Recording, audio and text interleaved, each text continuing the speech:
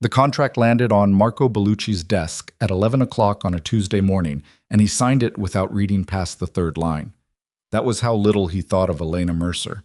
That was how little any of them thought of her. She was a name on a payroll sheet, a body pushing a mop through hallways she wasn't supposed to remember.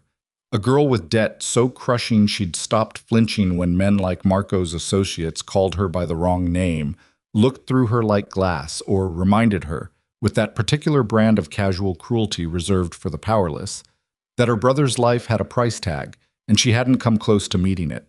What none of them knew, not Marco, not the 12 men guarding Darian Volkov's estate, not even Darian himself, was that the most dangerous thing inside that fortress wasn't the arsenal locked in the basement or the kill orders filed in the office safe.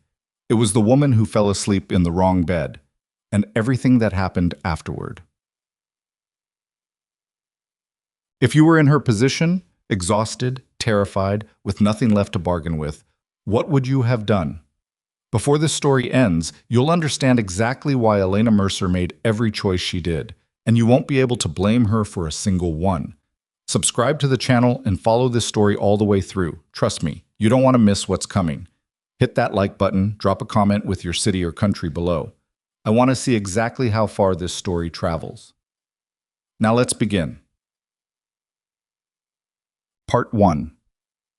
The hospital room smelled like antiseptic and old coffee and the specific brand of hopelessness that settles into walls when bad news gets delivered inside them too many times. Elena had memorized every crack in the ceiling above bed 7. She'd counted them during the long nights when the monitors beeped and her brother's breathing sounded wrong, and she couldn't afford to fall asleep because sleep felt too much like giving up. 14 cracks. 3 of them branched. One of them, if you tilted your head at a very specific angle, looked almost like a river. She focused on that one now because the doctor standing in front of her was using words she understood individually but couldn't seem to assemble into anything she could accept. Accelerated deterioration. 18 months at outside estimate. Transplant committee. Financial qualification threshold. Her brother was 20 years old, his name was Caleb, and he'd been accepted to DePaul before the diagnosis. And he still kept his acceptance letter folded in the drawer of his hospital nightstand because he said he needed something to reach for. He'd taught himself to play guitar in this room. He'd read every novel on the cart the volunteers pushed through twice a week. He'd never once, in 11 months of this, asked Elena if he was going to die. She had never once answered that question honestly. "How much?" she said, cutting the doctor off mid-sentence. Dr. Haynes, 62, tired around the eyes, the kind of tired that accumulates and never fully drains, lowered his clipboard. He had the grace to look uncomfortable. The full pre-transplant protocol, including the bridge dialysis and the surgical. "Doctor," her voice was steady. She was proud of that. "How much?" he told her. She heard the number like a door slamming shut somewhere in her chest. "Insurance covers approximately 30%, he continued, because apparently he was required to finish the sentence. "Your current coverage, I know what my coverage is." She'd applied for 4 assistance programs in the last 3 months. 2 had sent rejection letters. 1 had put her on a waiting list with an estimated review date of 14 months from now. The 4th had stopped responding to her emails entirely. Caleb was watching her from the bed. He'd heard everything. The walls in this hospital were thin, and her brother had never been stupid. And the careful way she was standing with her arms crossed over her chest told him more than the doctor's words had. He'd gotten good at reading her. 11 months of captivity in a 12 by 14-foot room does that. "Hey," he said. She turned to look at him. He was thinner than he'd been in September. His color was wrong. The guitar he'd been learning sat propped against the wall beside his bed, and he'd gotten good enough to play 3 complete songs. And Elena thought, with the sudden violence of someone who has held a feeling back for too long, that he was going to play a lot more than 3 songs. He was going to play them at a volume that annoyed his neighbors, and in keys that didn't quite suit his voice, and he was going to do it for decades, and she was going to make sure of that if it unmade her entirely. "I'm fine," she said, before he could ask. He didn't believe her. He didn't argue either. That was the agreement they'd developed without ever making it explicit. She would lie to protect him, and he would accept the lie to protect her.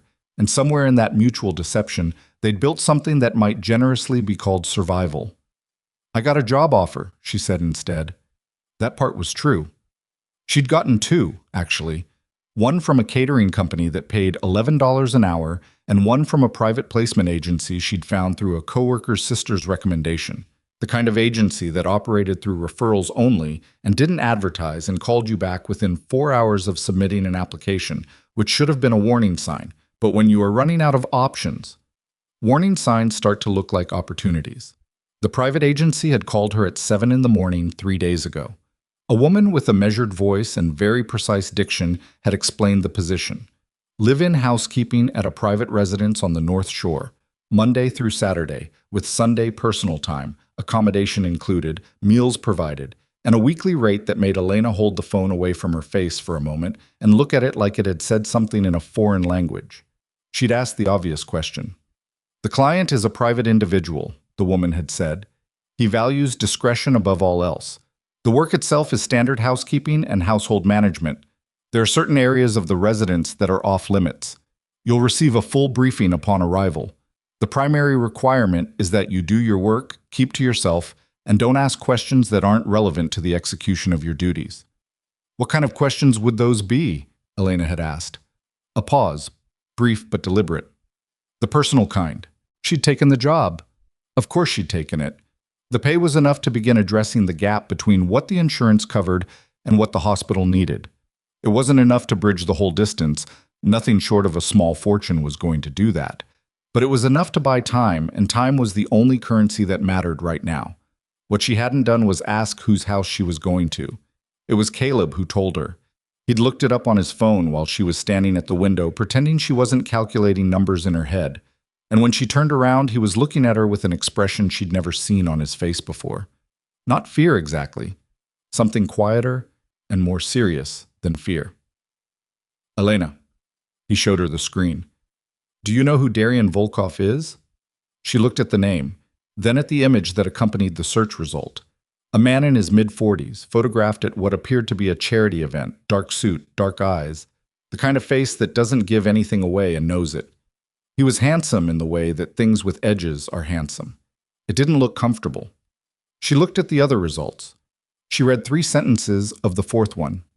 "Yes," she said. "Now I do." "You can't, Caleb. I'm serious. You can't actually. I'll be careful." That's not, Elena, that's not a situation where being careful is the relevant variable.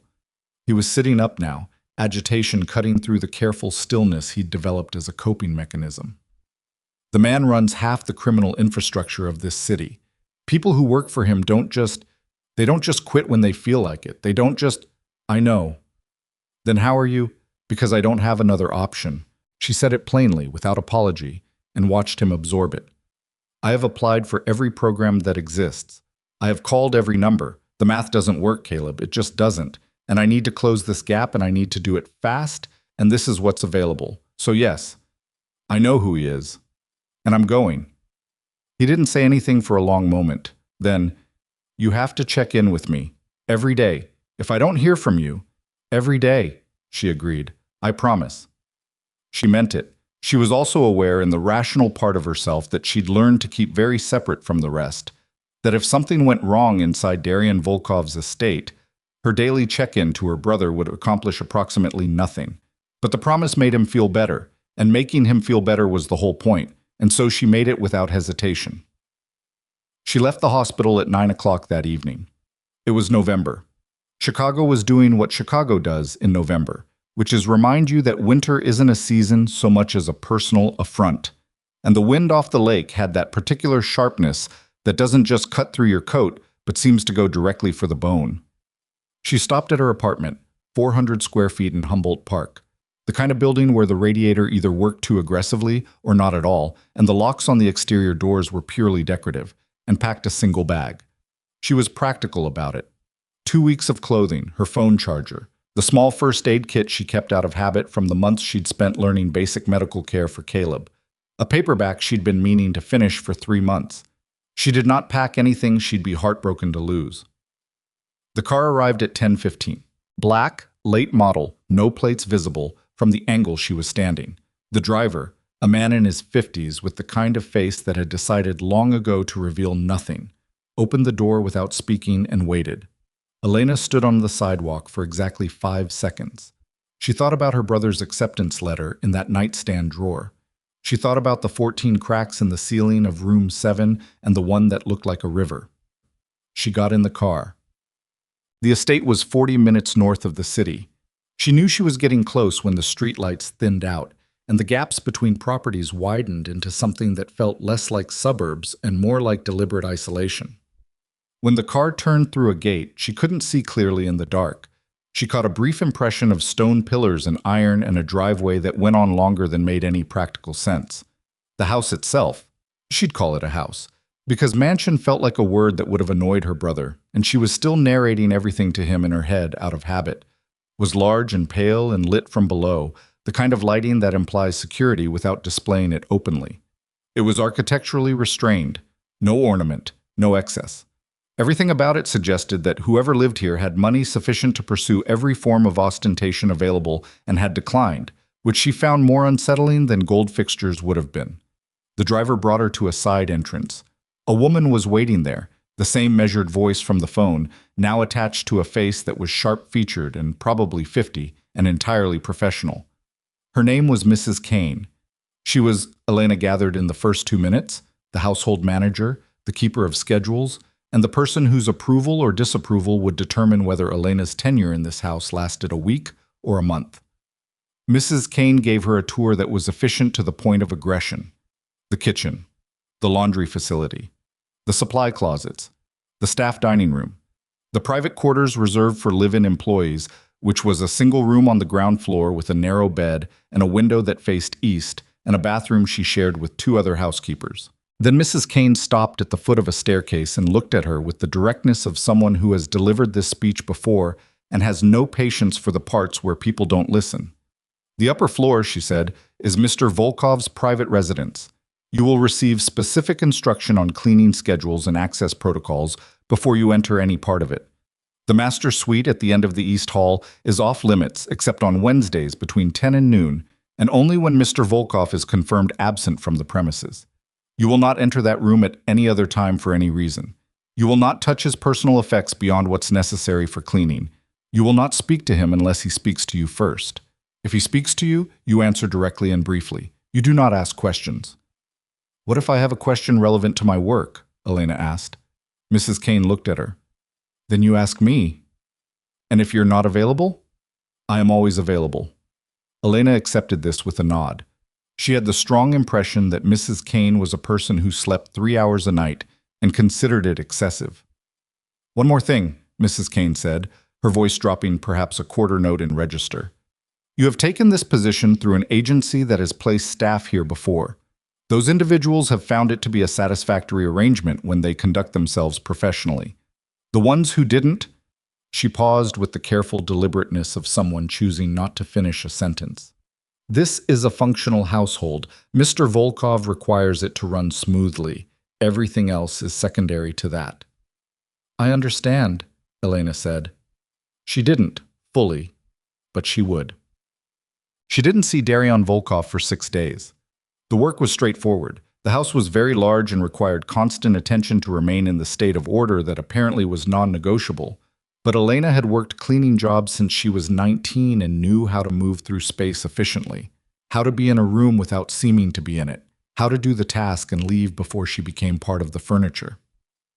The 2 other live-in housekeepers, a woman named Petra, who was Polish and 45 and spoke very little English by choice rather than limitation, and a younger man named Tomas, who played music through earbuds at all times and communicated primarily through nods, were not unfriendly, but they had clearly learned a version of workplace invisibility that had become instinct. They didn't ask her questions. She didn't ask theirs.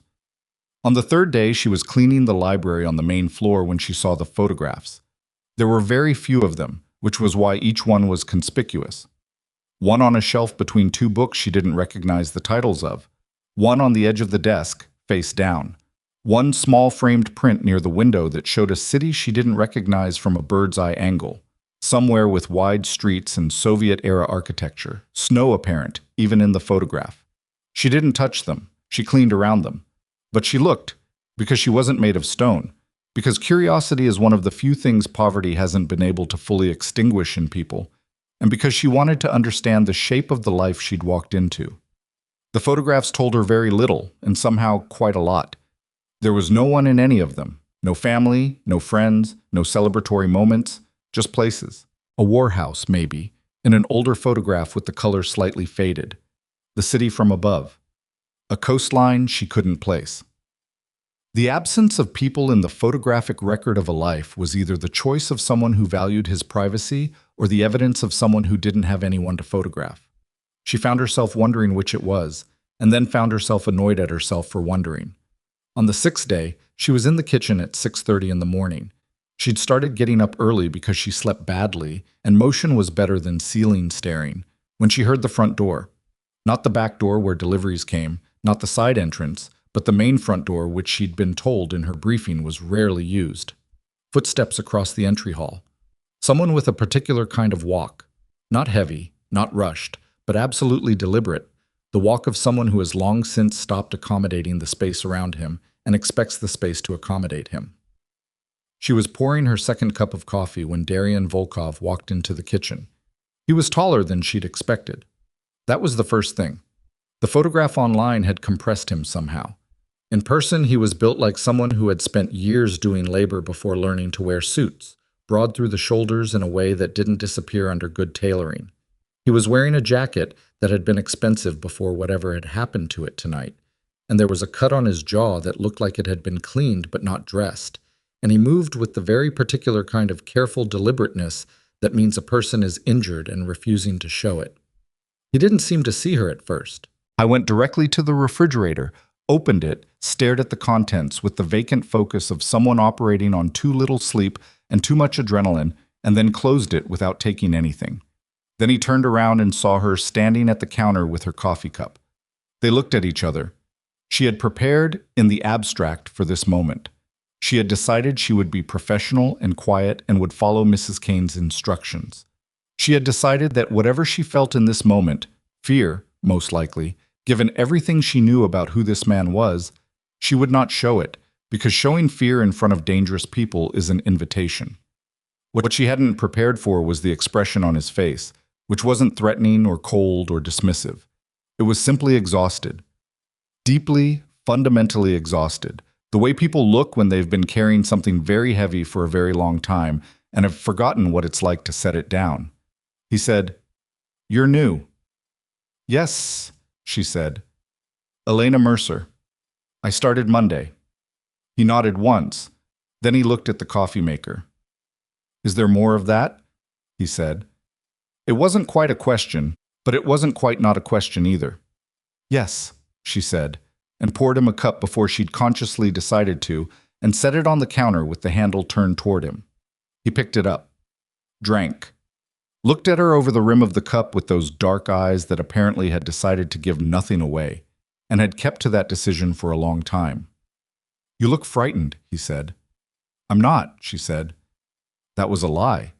She was, but only at the manageable level, the kind that keeps your hand steady and your voice even, rather than the kind that makes you stupid. She'd learned the difference. Something shifted very slightly in his expression. Not warmth, not quite, but something that wasn't entirely the absence of it.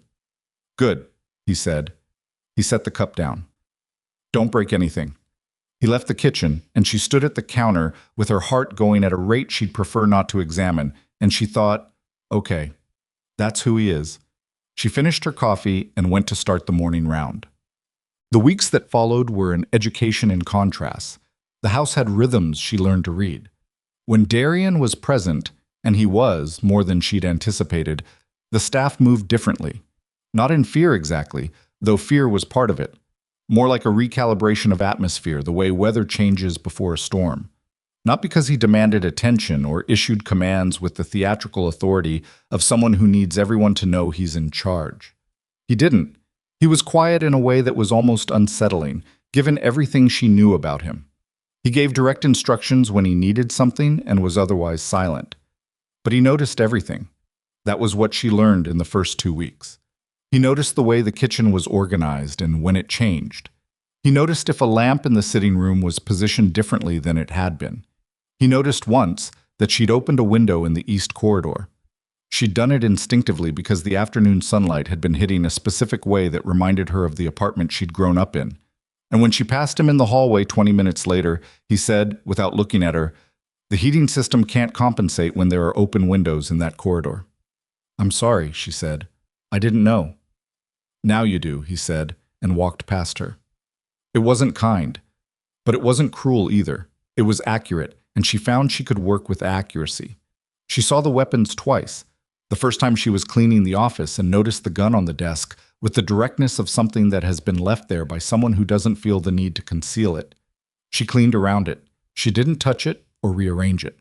When she was finished, she reported to Mrs. Kane only what was relevant to her supply request and said nothing about anything else. The second time was harder.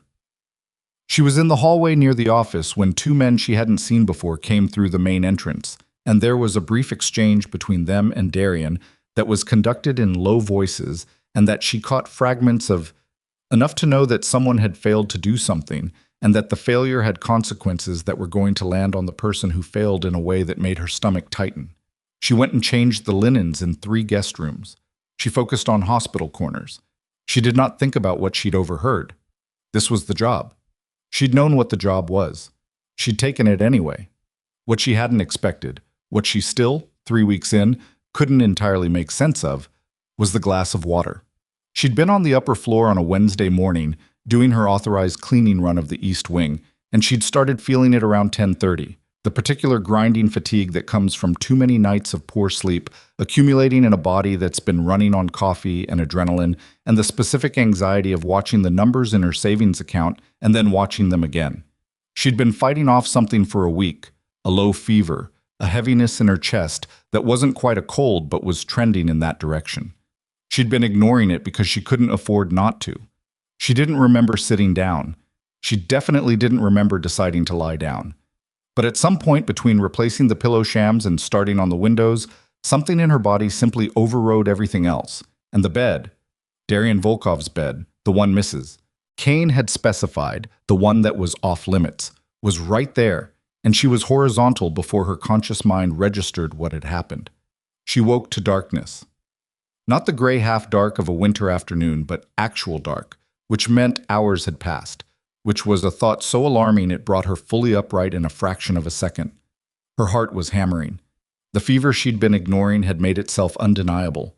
She was drenched, her throat was raw, and for one terrible disoriented moment she didn't know where she was. Then she knew. Then she heard, from the direction of the doorway, the very particular quality of silence that a person makes when they have stopped moving. She turned her head. Darian Volkov was standing in the doorway of his own bedroom, looking at her. She'd been in his bed for, she looked at the window, at the dark beyond it, at least 4 hours. Possibly more. She had fallen asleep in the one room she was explicitly forbidden to enter at unauthorized times, and in the one piece of furniture she had no right to touch. And her employer, who was a man with a documented willingness to hurt people who crossed him, was standing 10 feet away watching her. She opened her mouth. She had no idea what she was going to say. He walked to the side of the bed. She braced herself, for the command to leave, for anger, for something cold and final. He set a glass of water on the nightstand, looked at her face with the appraising directness of someone taking inventory. "You're sick," he said. She started. "You're running a fever. I can see it." He wasn't gentle about it. He wasn't unkind either. He was simply stating a fact, the same way he'd stated the fact about the heating system and the windows. "Go back to sleep." "I can't." She pushed herself upright further, ignoring the way the room shifted unpleasantly. "I fell asleep. I'm so sorry. I'll go downstairs." "You'll stay." He said it without particular emphasis, like he was correcting a logistical error rather than issuing a command. "You'll make yourself sicker moving around. The room is already warm. You'll sleep here until morning." She stared at him. He had already moved toward the door. He paused without turning around. "The water is for the fever. Drink it."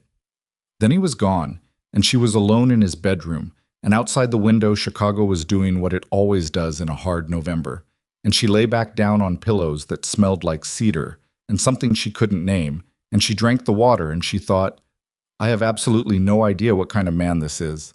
She fell back asleep before she could resolve the question. In the morning, she found the room empty. The door was open. There was a second glass of water on the nightstand, which hadn't been there when she'd fallen asleep the second time, and a folded piece of paper beside it. She picked it up. It said, in handwriting that was sharp and didn't waste space, "Mrs. Kane has been informed you were unwell. Take the day. The room will not need cleaning until next week." That was all. She stood in the quiet of his room, holding a piece of paper that shouldn't have meant anything, and felt something shift inside her that she didn't have a clean word for. Not gratitude exactly, though there was gratitude in it. Not relief, though her body wanted to collapse into relief. Something more like the specific sensation of having braced for something terrible and found something else entirely, and not knowing yet what to do with the recalibration. She folded the note, put it in her pocket, made the bed. Badly, probably, with shaky hands and a fever she still hadn't addressed, and went downstairs. Mrs. Kane was in the kitchen. She looked at Elena with the expression of someone who has received more information than she needed and has chosen to process none of it. "There's soup," she said. "Eat it, then rest." Elena ate the soup. It was very good. She thought, while eating it, about the fact that the most dangerous man she'd ever been in proximity to had, when confronted with an unauthorized and unconscious employee in his private bedroom, covered a stranger's shift and made sure there was water on the nightstand. She thought about this for a long time. She didn't resolve it. She filed it next to the things she was choosing not to resolve yet, next to the overheard conversations and the weapons and the knowledge of who this man was and what he did and what it meant that she was in his house. But she didn't throw the note away. She threw the note away on the fourth day, not because she'd stopped thinking about it, because she hadn't. She'd found herself reaching for it twice, once in the middle of folding laundry, once at 2 in the morning when she couldn't sleep and the math in her head was doing what it always did at 2 in the morning, which was be worse. And both times she'd pulled her hand back and told herself to stop. The note was a piece of paper. It was a logistical communication from an employer to an employee. She was reading into it things that weren't there because she was tired and scared and her brother was running out of time and her brain was doing what brains do under prolonged stress, which is reach for anything that feels like safety and call it something it isn't. She threw it away. She went back to work. The fever broke on day 3, left her wrung out and hollow for another 2 days, and then she was fine. Better than fine, actually. The rest she'd had while sick was more sleep than she'd accumulated in the previous month combined, and there was something almost violent about returning to full consciousness after that, like a circuit breaker resetting. She came back to her duties sharper, faster. She found a more efficient route through the upper floor rooms that saved her 40 minutes per cleaning cycle. She reorganized the supply closet on the second floor in a way that initially alarmed Petra, who communicated her alarm through a long, hard look, followed by an even longer silence, and then earned a single approving nod once Petra clocked how much faster the morning rounds went. Mrs. Kane noticed. She said nothing directly, which was the highest form of approval Mrs. Kane appeared to dispense. What changed? And Elena noticed it changing, and tried to determine whether it was real or whether she was still running some residual fever in the interpretive part of her brain, was access. Small things at first. Mrs. Kane assigned her the East Wing exclusively, removing Petra from the Wednesday rotation that had previously included the upper floor. Then she was asked to manage the kitchen inventory, a task that had apparently belonged to a previous employee who was no longer present and about whom no one offered any information. Then, without announcement or explanation, her name appeared on the internal access log for the private study off the east corridor, the room with the low desk and the locked filing cabinet and the framed photograph of the coastline, and Mrs. Kane handed her the cleaning protocol for it the way she handed her everything, briskly, without commentary, as though the decision had been made somewhere above both of them, and their job was simply to execute. Elena did not ask. She cleaned the study on Thursday mornings, between 9 and 10:15, always when Darian was elsewhere, always with the door open, because that was the protocol, and also because she had no interest in being alone behind a closed door in that room with that filing cabinet and whatever it contained. She found the phone on the second Thursday. It was behind the desk, against the baseboard, where it must have slid off or been knocked. A cheap prepaid model, the kind you buy with cash, different from anything she'd seen a member of this household carry. She picked it up, looked at it. There were no visible messages on the locked screen, but there was a name visible from the last notification, still showing in the preview. Package confirmed, timeline moved up. She set it back down exactly where she'd found it. She finished cleaning. She reported nothing. But she thought about it for 3 days. M could be anyone. Could be 100 legitimate things she had no context for. Could be an entirely ordinary operational communication that only sounded ominous because of where she was and what she knew about the broader ecosystem of this household. Or it could be what it sounded like. She told herself she didn't know enough to form a conclusion. This was true. She told herself it wasn't her business. This was also true, technically. She told herself that looking for patterns in fragments of information she had no right to be interpreting was exactly the kind of behavior that Mrs. Kane's orientation speech had been implicitly warning her against. All of this was true. None of it made her stop thinking about it. Caleb sounded worse on Tuesday. She'd been calling every evening at 8, always from the same spot, the east side of the back garden, near the stone wall where the signal was strongest, and the security cameras had a blind angle she'd identified in her second week without entirely meaning to. He always answered on the second ring. He'd been cataloging his days for her like dispatches from a territory she couldn't visit. The physical therapist who was from Rockford and played college volleyball and laughed too loudly at his own observations. The novel series he'd started that he described as aggressively mediocre in a way that's almost hypnotic. The slow accumulation of small victories and smaller setbacks. Tuesday he answered on the fourth ring and his voice was flat in a way it hadn't been before. "Hey," she said. "Hey. How was the PT?" A pause that lasted a half second too long. "Cancelled. They had a staffing issue." "What did Dr. Haynes say at the check-in?" Another pause. Longer. "He pushed the timeline," Caleb said. "The latest numbers they're not where he wanted them to be." She pressed her back against the stone wall. The cold came through her jacket immediately. Above her, the sky was the specific dark of a December evening in Chicago, which is not really dark so much as a kind of suffocating overcast that presses down and makes you feel the distance between yourself and anything warm. "How much did he push it?" she said. "Elena." "Caleb, how much?"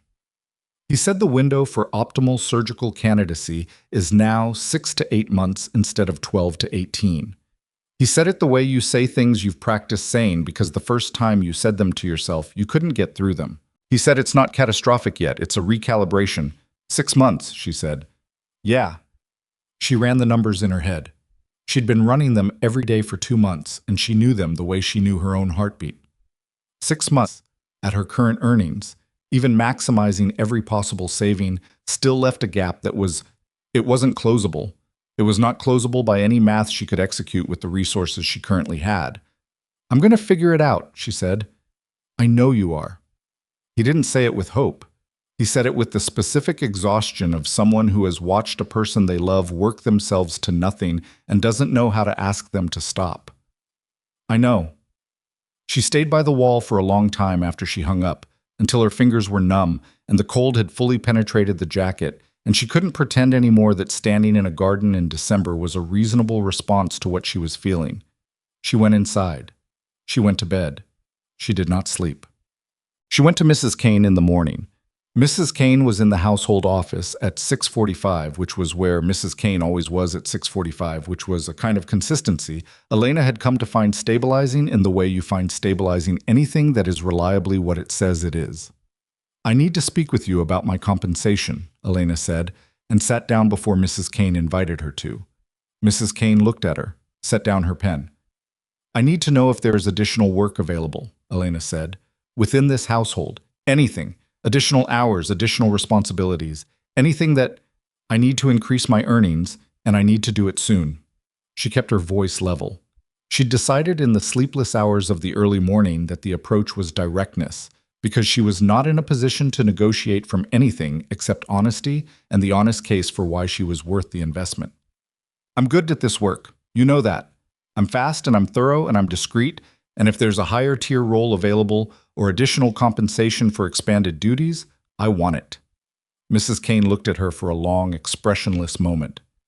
"This isn't a standard household structure, Miss Mercer. Compensation adjustments don't proceed through the normal channels." What channels do they proceed through? Mr. Volkov makes those decisions personally. Something tightened in Elena's chest.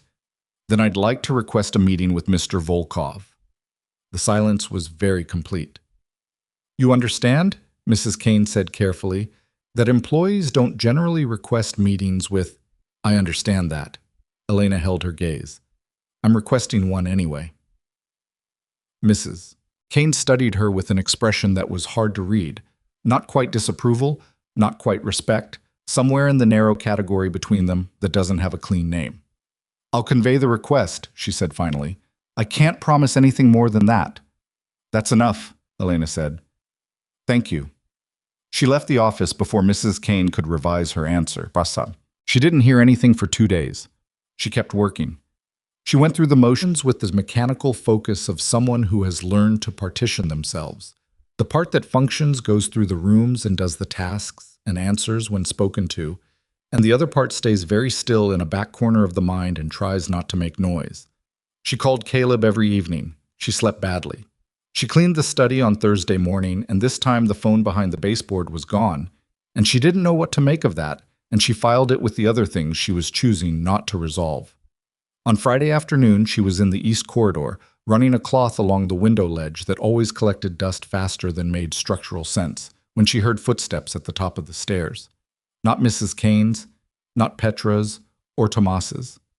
The deliberate walk she'd learned to distinguish from everything else in this house. She kept her eyes on the window. Darian stopped 2 feet behind her. She heard him stop. The air shifted. Mrs. Kane tells me you want to speak with me, he said. Yes. She turned around. He was in his regular clothes, dark trousers, dark shirt, the jacket he seemed to default to regardless of occasion. And he looked the way he usually looked, which was like someone who had chosen a long time ago to be fully present in every room he occupied and found it cost him very little effort. When you have a moment. I have one now. He wasn't offering, he was stating. She'd rehearsed this. She'd run through 5 different versions of it in the sleepless pre-dawn hours and selected the one that was most honest and least sentimental, because sentiment was not going to be useful here, and she knew that. My brother needs a transplant, she said. The timeline has been moved up.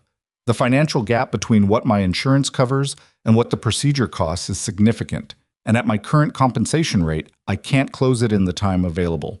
I need to earn more, and I need to know if that's possible within this arrangement. She watched him listen. He did this thing when he was listening. Very still, no performative attention, just actual attention, the kind that was slightly unnerving because it was total. How much is the gap? He said. She told him the number.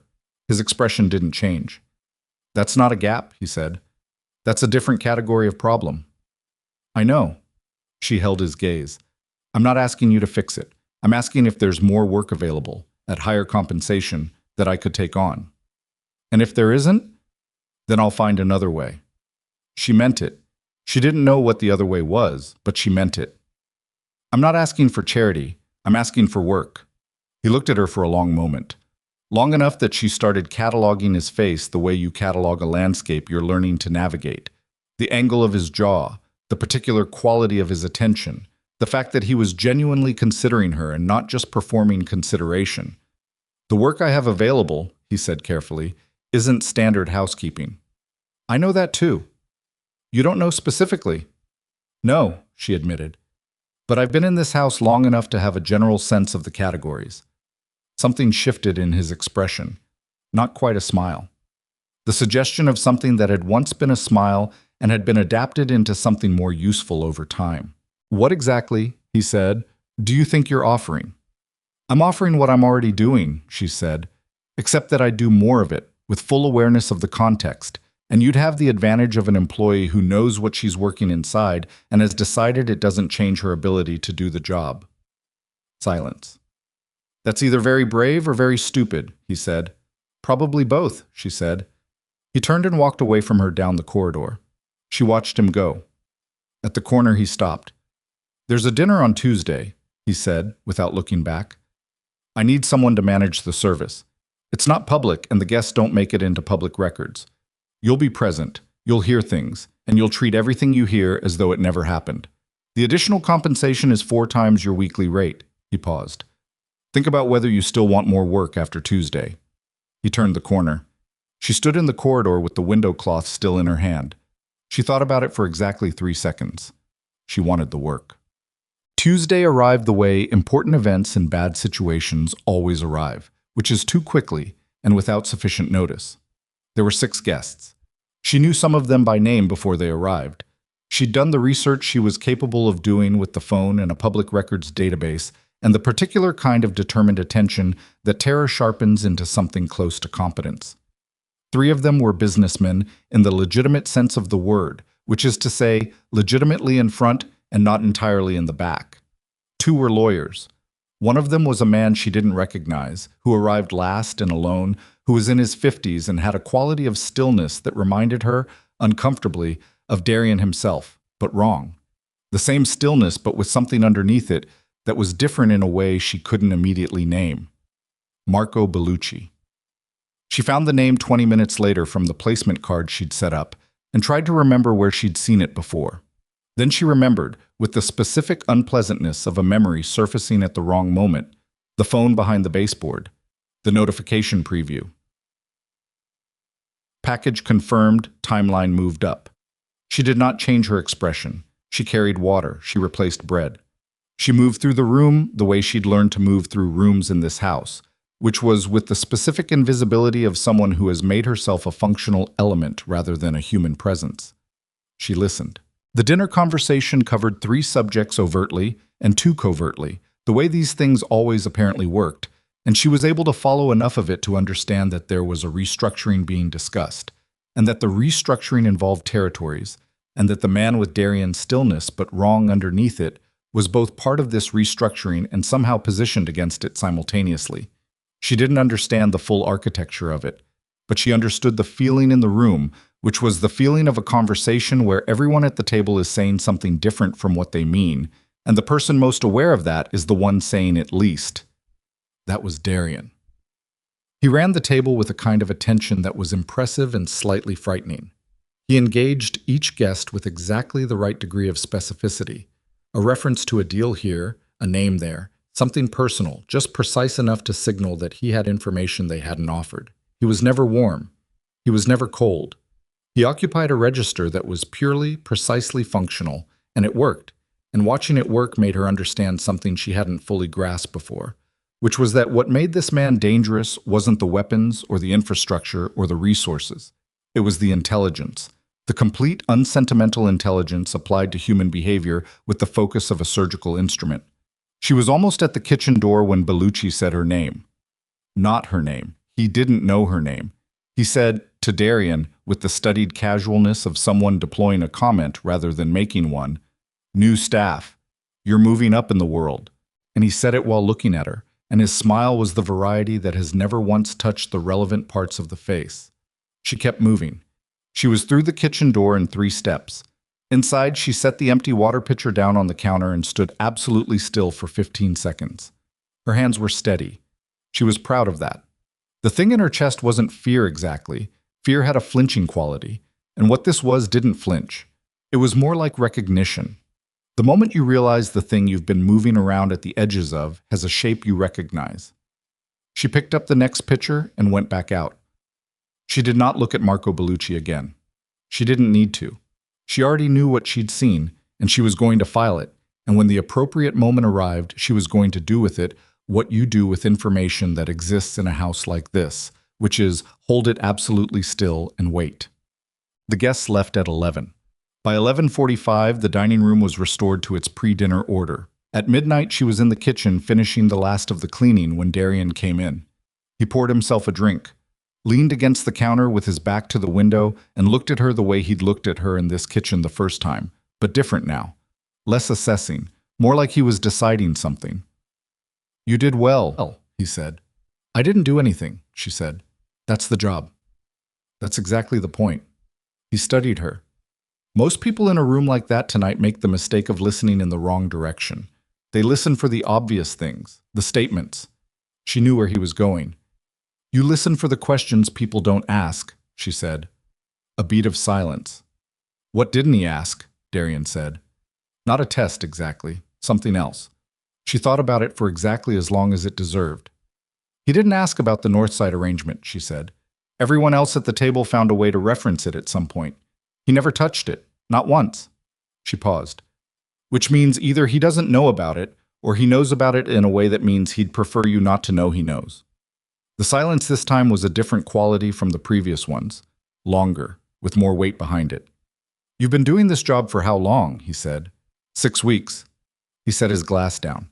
Something moved through his expression that she still didn't have the full vocabulary for. All right, he said. We'll discuss the arrangement adjustment in the morning. He left. She finished the kitchen. She turned off the lights. Walking back to her quarters through the quiet house, she thought about what she'd just done. Not what she'd said, but the fact that she'd said it. The fact that she'd chosen to demonstrate something in that kitchen at midnight that couldn't be undemonstrated. She'd drawn a line between herself and the invisible employee category and put herself on the other side of it. She'd made herself visible. In a house like this, in a world like this, that cut both ways. She knew that. She went to bed anyway. The arrangement adjustment wasn't a raise.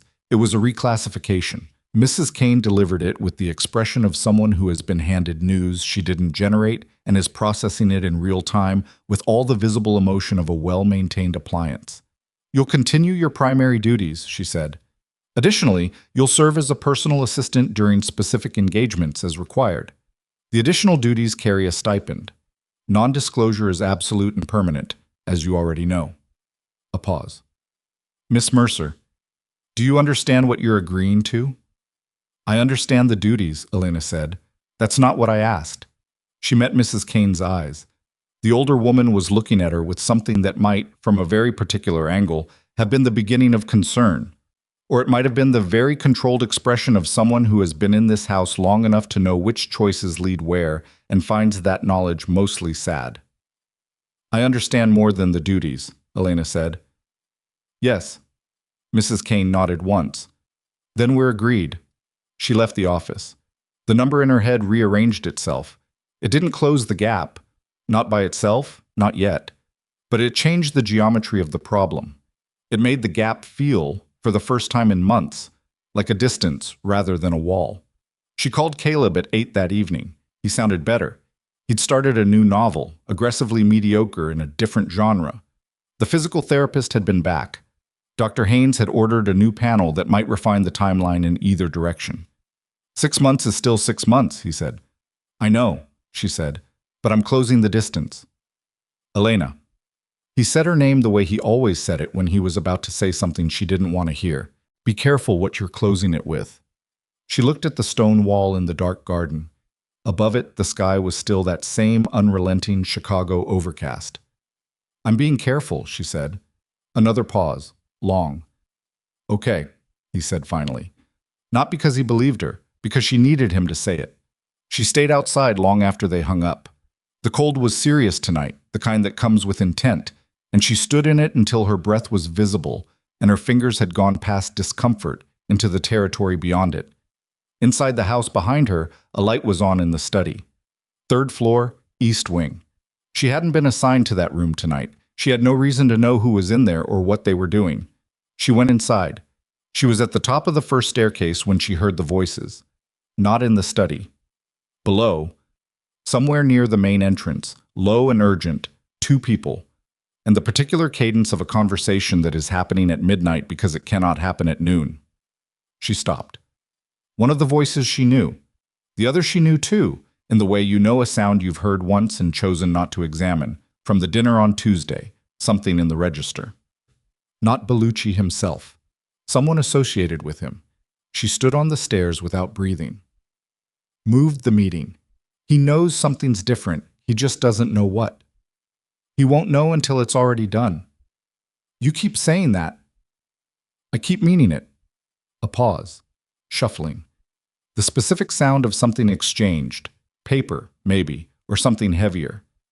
Timeline's fixed. The only variable now is whether she becomes a problem. She. The silence afterward was total. She pressed herself against the wall. Her heart was doing something urgent and loud. She counted backward from 10 and got to 6 before she trusted her legs enough to move again, slowly, back up the stairs, each step placed with the careful precision of someone who understands that the wrong sound right now is not just an inconvenience. She made it back to her room.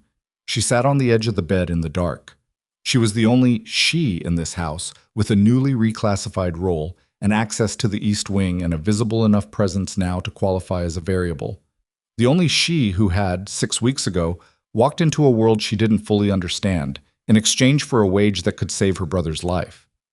She sat in the dark for a long time, not moving, while the implications finished assembling themselves into a shape she could no longer pretend not to see. Then she stood up, went to her small desk, and began writing down, in handwriting small enough to be easily destroyed, everything she had heard at the dinner on Tuesday, everything she had heard tonight, and every fragment she had filed away across 6 weeks without knowing she was building toward something. When she finished, she looked at what she'd written. It wasn't complete. It wasn't close to complete. But it was enough to know that Marco Bellucci had someone inside this house, and whatever was coming was already in motion, and the only person in the world who could change the outcome of what she'd just heard was the one man whose trust she had not yet fully earned, but had, she understood now, with the sudden clarity of a decision that has already made itself, every reason to try. She folded the paper, held it, thought about what it would mean to hand it to Darian Volkov. Then she thought about Caleb and the window on the nightstand and the one that looked like a river. She put the paper in her pocket and didn't sleep at all. She waited until 4 in the morning, not because 4 was a meaningful hour strategically, but because by 3:50 she had run out of ways to talk herself out of it, and the paper in her pocket had become the loudest thing in the room, louder than the wind off the lake, hammering the northeast corner of the house, louder than the occasional creak of old stone settling against the cold. She'd sat on the edge of her bed for 4 hours doing the math on every possible outcome, and the math kept producing the same answer, which was that there was no version of staying quiet that ended well. Not for her. Possibly not for Darian. Definitely not for Caleb, who needed her alive and employed and solvent for at least 6 more months. She got up. She put on her shoes. She went upstairs. The light was still on in the study. She knocked. 3 times. Quiet. The way you knock when you're not certain you want to be heard, but have decided you're going to be anyway. A pause. Then, "Come in." He was at the desk. He'd been working. There were papers arranged with the specific organization of someone who thinks in systems, and a glass with an inch of something amber left in it, and the lamp angled the way it always was when he'd been at this desk for hours. He looked up and his expression went through 3 things very quickly when he saw her. Surprise, the suppression of surprise, and then the very controlled attention she'd come to recognize. "It's 4 in the morning," he said. "I know." She closed the door behind her, took the folded paper from her pocket and set it on the desk in front of him. "I heard something last night, on the stairs, and there's something I should have told you about sooner." He looked at the paper without touching it, then at her. "Sit down," he said. She sat. He picked up the paper. "Read it." His face did nothing while he read, which she had learned was not blankness but the opposite, the expression of someone processing with full intensity and producing no external signal. He read it twice, set it back on the desk. "The phone," he said. "The one you found in the study." "Behind the baseboard?" "Yes." "You said nothing." "I didn't know what it meant. I didn't know if it meant anything." She held his gaze. "I know now." He leaned back in his chair. The lamp threw shadows across the angles of his face in a way that made him look older and harder and more tired than usual, and she thought, not for the first time, that this was a man who had been carrying the weight of something enormous for so long that the weight had become structural, part of how he was built now, not a burden on top of him, but integrated into the frame. "The voice you heard," he said. "Describe it." She did, as precisely as she could. The register, the cadence, the particular shape of the pause before "she becomes a problem." She watched him listen with that total attention and saw something move behind his eyes when she got to the part about the meeting being moved. "One more thing," she said. She hesitated, because the next part required her to either trust him entirely or not at all, and she'd spent 4 hours on the stairs side of that decision and was now committed to the other side. At the dinner, Tuesday, Bellucci didn't ask about the north side arrangement. "I told you that. What I didn't tell you is that he spent 11 minutes talking to your head of exterior security near the bar before dinner began. I don't know what they discussed, but they knew each other, the way they stood. It wasn't introduction body language. The silence after that was the longest yet. Darian looked at the paper again. Then he looked at her with an expression she had never seen on his face before, which was the expression of a man recalibrating something fundamental. His name is Reyes, he said quietly. Victor Reyes. Exterior security for 8 years. She said nothing. 8 years, he said again, mostly to himself. Then he stood up, and the quality of motion was different from his usual deliberateness. Faster, contained but barely, the movement of someone pressing something down hard. He went to the window, stood with his back to her, looking at the dark. You could have said nothing, he said. Yes. This information puts you in a position that's not safe. I know that too. He turned around. Then why? She thought about giving him the practical answer, because the practical answer was true and was also less exposing than the other one.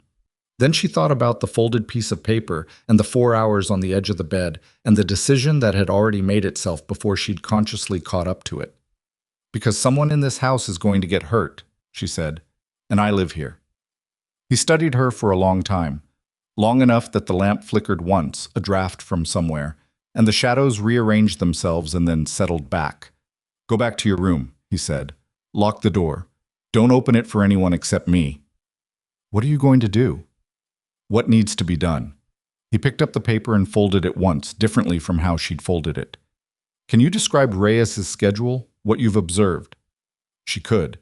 She did. He listened without interrupting.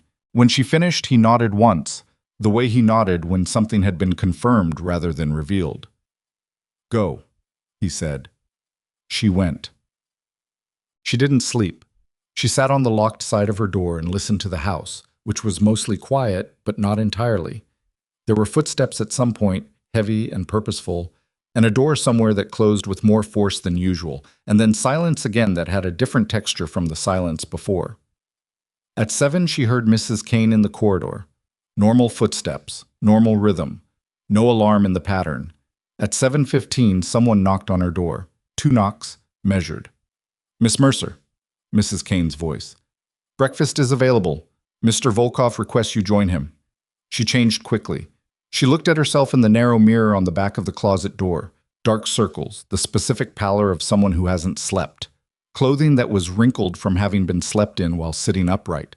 She looked, she thought, like exactly what she was, which was a person who had done something irreversible last night and was now living in the first morning of the consequences. She went to breakfast. Darian was at the kitchen table with coffee and nothing else. He looked like he'd slept, which was either genuinely true or the product of a practice at concealment. So thorough it had become biological. There was no one else in the kitchen, which at this hour was unusual. She poured her coffee, sat down across from him. Victor Reyes is no longer on the premises, he said without preamble. She absorbed that. What happened to him? He left. He said it in the tone that indicated the sentence was complete and the content of the departure was not open for discussion. His access codes have been revoked. The security rotation has been restructured. That quickly. When the situation requires it. She looked at her coffee. Did he know it was coming? No. A pause. Does that concern you? She thought about it honestly. It concerns me that someone spent 8 years building access to this house, and it almost worked, she said. That concerns me more. Something in his face shifted, the faintest movement. Good answer, he said. They ate, or rather, she ate, and he drank coffee and looked at the window with the focused distance of someone reviewing architecture, in a quiet that wasn't uncomfortable in the way she would have expected.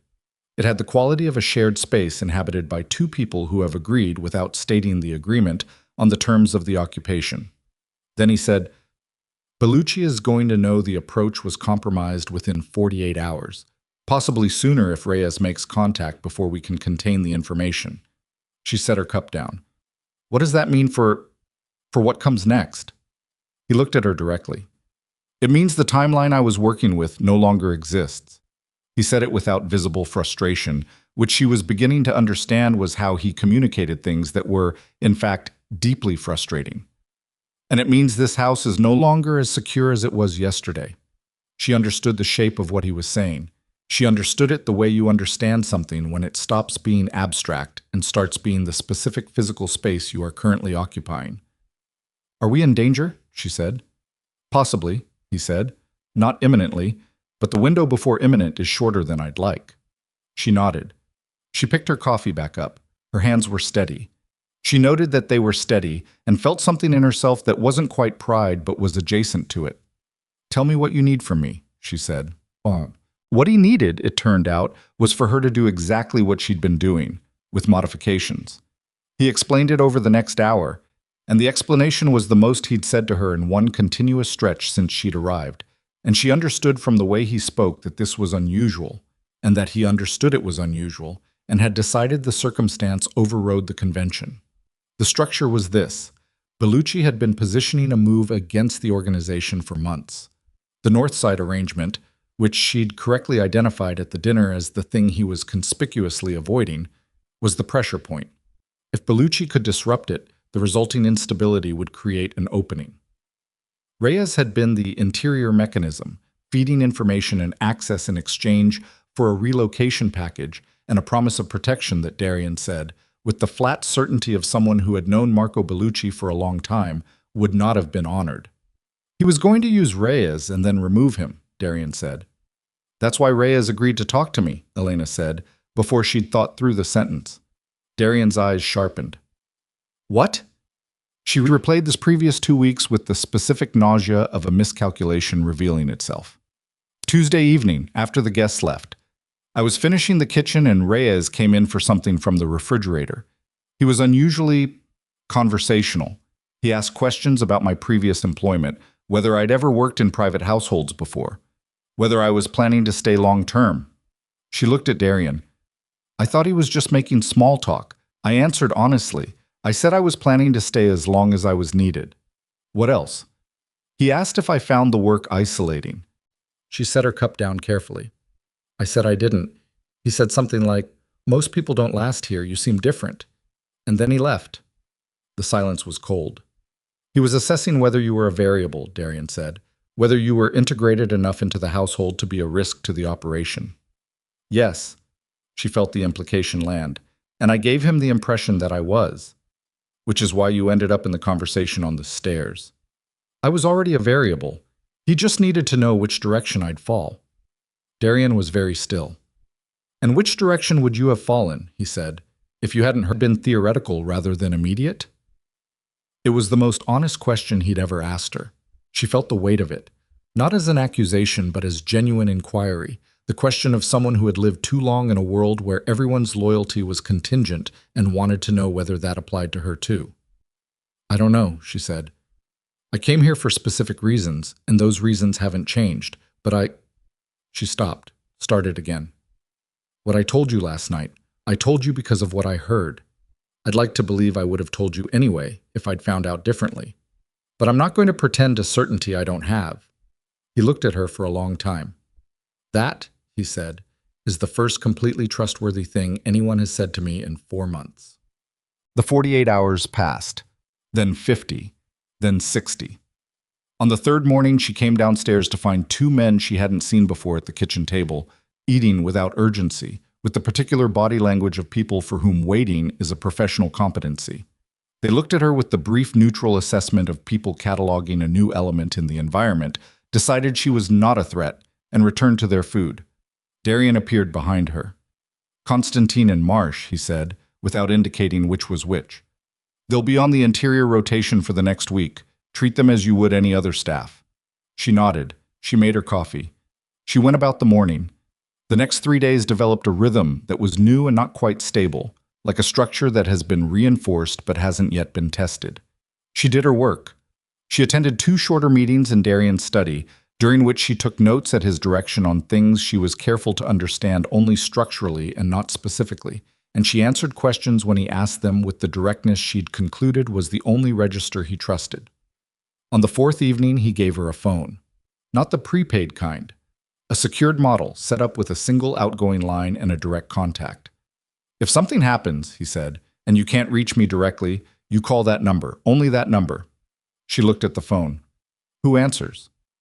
Someone I trust, he said. The way I trust you. She understood from the way he said it that the set was small. She put the phone in her pocket. That night she called Caleb from the garden at 8. He sounded better. The new panel had come back with numbers Dr. Haynes called cautiously encouraging, and he'd started a third novel because the second one turned out to have a twist so improbable he'd felt personally affronted. She laughed, and the laugh was real, and she thought, 6 months. I just need 6 months and the numbers are changing and this is going to work. She hung up feeling almost level. Almost. She was turning back toward the house when she saw the light on in what she was certain should have been an empty room. The East Wing guest suite. Third window from the left. A light that wasn't on the authorized nighttime list she'd memorized, and that Constantine and Marcia's rotation didn't cover because the East Wing guest rooms were considered low priority, and the lamp in that room had a specific wattage she recognized from having replaced the bulb twice. She stood in the garden and looked at the light and did not go inside immediately because she was not an idiot and had learned in the last several weeks to treat anomalies as information rather than problems to be immediately solved. She went in through the kitchen. She found Marsh in the hallway. The East Wing guest suite, she said. Third window. Is someone assigned to that room tonight? Marsh looked at her with the brief recalibration of someone not expecting a question. Should be empty, he said. There's a light on. He moved.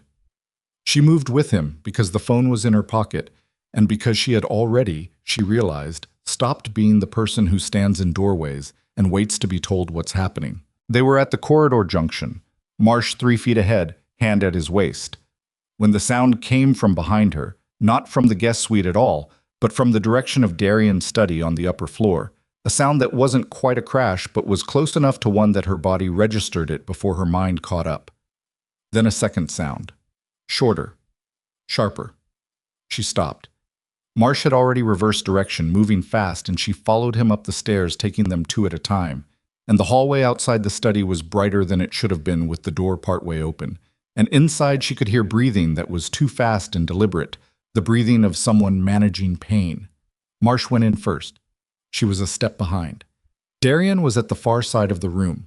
He was upright, barely, one hand on the edge of the desk, the other pressed to his left side, and even from the doorway she could see the dark spreading through the fabric of his shirt with the unmistakable geography of a wound. Marsh said something she didn't process because she was already across the room. How bad? She said, reaching for his hand at his side. He let her move it. Underneath, the cut was long and deep, and still bleeding with a seriousness that required immediate pressure and not debate. She pressed her palm flat against it. He made a sound through his teeth that was almost nothing, barely a sound, but she felt the muscles of his abdomen contract against her hand. There was a second entry point, he said, and his voice was controlled in a way that cost him. The light in the East Wing was a distraction. Someone was already inside. Where are they now? Gone. A pause. The effort of the pause was visible. Marsh. On it, Marsh said, and was out of the room. She looked at Darian's face, which was the color of someone who has lost blood and is making the specific calculation of how much he can afford to lose before it starts mattering.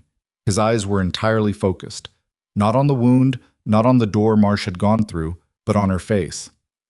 You need a doctor, she said. No. Flat. Absolute. Darian, not a doctor I haven't cleared, and the ones I've cleared are 2 hours out. His jaw tightened. Can you do it? She looked at the wound. She thought about 11 months of watching nurses dress Caleb's access sites, of learning to read a bleed by its rate and color, of the first aid kit she kept from the months she'd spent teaching herself the basic vocabulary of medical emergency, because there had been no one else in the room with her brother at 2 in the morning when something went wrong. She thought about the glass of water on the nightstand. Yes, she said. She meant it. She went to the supply kit, the one she'd noticed in the study's lower cabinet 6 weeks ago, and filed away as information without knowing she was storing it for now. She came back with what she needed and knelt at his side and began, and he was very still while she worked, deliberately still, the stillness of someone exerting full voluntary control over a body that is in significant pain. and she was methodical and careful and did not let her hands shake. "The man who did this," she said while she worked, "was it Bellucci's?" "Yes." "How did he get in?" Reyes wasn't the only access point. He said it with the flat bitterness of something that has been confirmed rather than discovered. "There's a secondary breach somewhere, deeper than Reyes." She stilled for a fraction of a second, then kept working. "Someone else in the house, or someone with access to the building systems." The security grid went down for 90 seconds at 22:14, a window. His voice was thinning slightly, the blood loss talking, beginning to be felt. 90 seconds is long enough for someone who knows the layout. She thought about who in this house knew the layout well enough to navigate it in 90 seconds without a light on. The list was not long. She ran it in her head while she worked, and she didn't share what it produced because she wasn't certain yet. And certainty, she'd learned from him, was worth waiting for. She tied the last suture. She pressed a clean cloth against it. She said, "Hold that." And he moved his hand to where hers had been without looking. She sat back on her heels. She was shaking now. The delayed variety, the shaking that comes after the thing is done rather than during it. The body's way of processing what it wasn't allowed to process in the moment. She pressed her hands flat on her thighs and waited for it to pass. He was looking at her. "You've done that before," he said. "Not on a person. A beat." "You did it right," he said. "You would know in about 4 hours whether that's true," she said, and heard the unsteadiness in her own voice and didn't try to hide it. Something moved through his face, something she'd never seen there before, not in 6 weeks of studying this man the way you study terrain you're moving through. It wasn't gratitude, or it was, but underneath it, and larger than it was, something rawer. Something that looked, in the lamplight, like the expression of a person encountering, against all expectation and all learned evidence, the exact thing they had stopped believing existed. "Elena," he said. The first time he had ever used her first name. She looked at him. "There's a safe behind the painting on the north wall," he said. "Combination is the year I came to this country, followed by the street number of the first building I ever owned. Inside is a ledger." He held her gaze. "If something happens to me before morning, that ledger goes to the address written on the inside front cover. No one else. Not Marsh. Not anyone in this house. The address on the inside cover." She understood what he was telling her, not just the practical instruction, though that was real and she was committing every word to memory, but what it meant that he was telling her, what it cost, and from whom. "Nothing is going to happen to you before morning," she said. "I didn't just spend 40 minutes on a needle and thread for nothing." He almost smiled. The suggestion of it, the near miss of it, was more revealing than the real thing would have been. "Mrs. Kane," he said.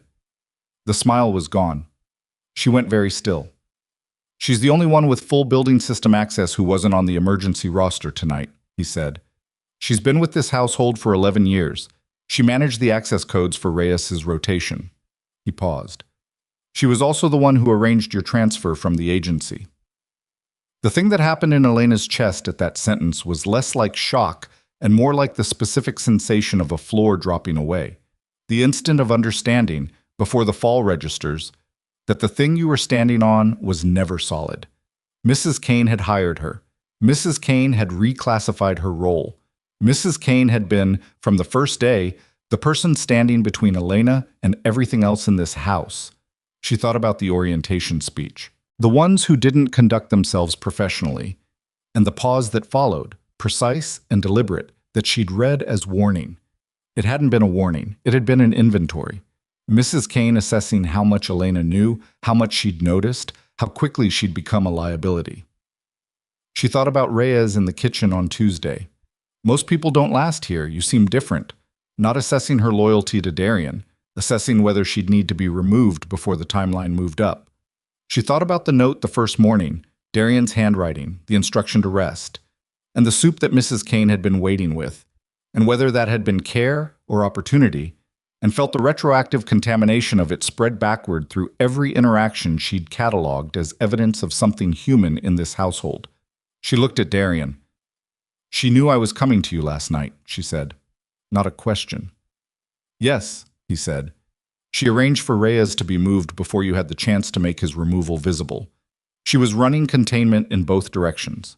His voice was steadier now, the wound dressed and the bleeding slowing, his system recalibrating. What I don't know is the shape of the agreement, whether she's been Bellucci's asset from the start or whether something changed. 11 years is a long time to run a secondary loyalty. Does it matter? No, he said. Not for what comes next. She looked at the north wall, at the painting she'd cleaned around twice a week for 6 weeks, at everything she thought she'd understood about where she was and what was happening around her, and who could be trusted, rearranging itself into a shape she was going to have to learn to navigate without the floor she'd been standing on. Marsh came back into the room. He looked at Darian, then at Elena, then at the room with the specific assessment of someone clocking what has and hasn't changed. Perimeter's clear, he said. Whoever it was is gone. But there's something you need to see. He paused. Both of you. He held up a phone. Not the secured model Darian had given her. A different one. Older. A personal cell.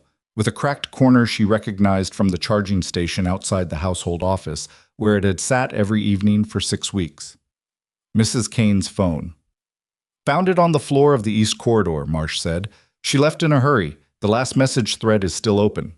He held the screen toward them. Elena read it. Read it again. The last message in the thread, sent at 22:11, 3 minutes before the security grid went down, was 4 words, "She knows too much." And below it, sent at 22:13, 60 seconds before the lights dropped, the reply. 2 words. Handle it. The room was very quiet. Elena looked at those 2 words on the cracked screen of a phone belonging to a woman who had handed her soup and watched her eat it, and felt the full reality of what she was inside settle over her like something cold and structural. Not panic, not despair, but the specific gravity of a situation in which the variables have finally stopped shifting and the thing you are facing has become entirely, irreducibly clear. She was the variable they had decided to remove. She was standing in the room with a wounded man and a phone full of evidence and a house that had just proved it could be entered without warning, and a woman somewhere in the city who had just been told to handle something and had left before the order could be confirmed complete. She looked at Darian. He was already looking at her. "All right," she said. Her voice was very steady. She wasn't proud of it this time. She didn't have room for pride, only for the next thing. "Tell me what we do now." "We don't do anything," Darian said. "You move, now." She didn't argue. She was already reading the room. The distance to the door, the hallway beyond it, the staircase geography she knew in her sleep because she'd walked it 6 days a week for 7 weeks, and her body had memorized it the way bodies memorize the layout of the places they live in. Involuntarily, the knowledge stored somewhere below conscious thought. Marsh was already at the door. "East wing is clear. West corridor I can't confirm." "Get her to the safe room," Darian said. He was pushing himself upright from the desk, and she could see the cost of it in the set of his jaw, the way his left arm moved slightly wrong, compensating. "You need to stay down," she said. "I need to secure my house." He looked at her with the directness that had stopped being intimidating weeks ago and become something she navigated by. "Go with Marsh. I'll be 4 minutes behind you." "That's not Elena." Her name again, the second time. 4 minutes. She went. Marsh moved fast through the hallway, and she matched his pace, and the house at this hour had the specific wrongness of a familiar place made unfamiliar. The same walls, the same floors she'd cleaned, the same quality of winter dark pressing against the windows, but with the surface understanding stripped away to reveal what was underneath, which was a structure built to survive violence and currently being asked to prove it. They were at the west junction when the first sound came from below. Not a crash this time, something more deliberate. The sound of a door, somewhere on the ground floor, opened by someone who wasn't trying to be quiet anymore. Marsh stopped, put a hand flat out, backward, and she stopped too. The sound came again. Then another. Plural footsteps, not synchronized the way a patrol synchronizes, but overlapping, the movement of multiple people spreading through a space. "How many?" she breathed. Marsh's jaw was tight. "At least 3. Probably more." He turned to her, and she saw in his face the math he was doing. 2 of them, plural entry points, Darian wounded 1 floor up, the safe room another 60 feet down a corridor that was no longer confirmed clear. "Change of plan. There's a secondary position. Room 14, end of the east wing, steel core door, window access to the roof junction. Can you run?" "Yes." They ran. The east wing at full speed was different from the east wing at cleaning pace. The distances compressed and expanded strangely. Corners arrived faster than expected, and Elena's breath came hard by the third turn, not from effort, but from the specific physiological response to adrenaline making the body burn fuel at a rate it isn't designed for. Her shoes on the hardwood were too loud. She focused on placing each step on the runner, the long carpet she'd beaten clean twice since November, and the sound dropped. Behind them, below them, shouting. Brief and directive, not panicked. The sound of people who know where they're going and are communicating coordinates. Marsh hit room 14's door with his shoulder, shoved it open, pulled her through. The room was a guest suite she'd cleaned every 2 weeks.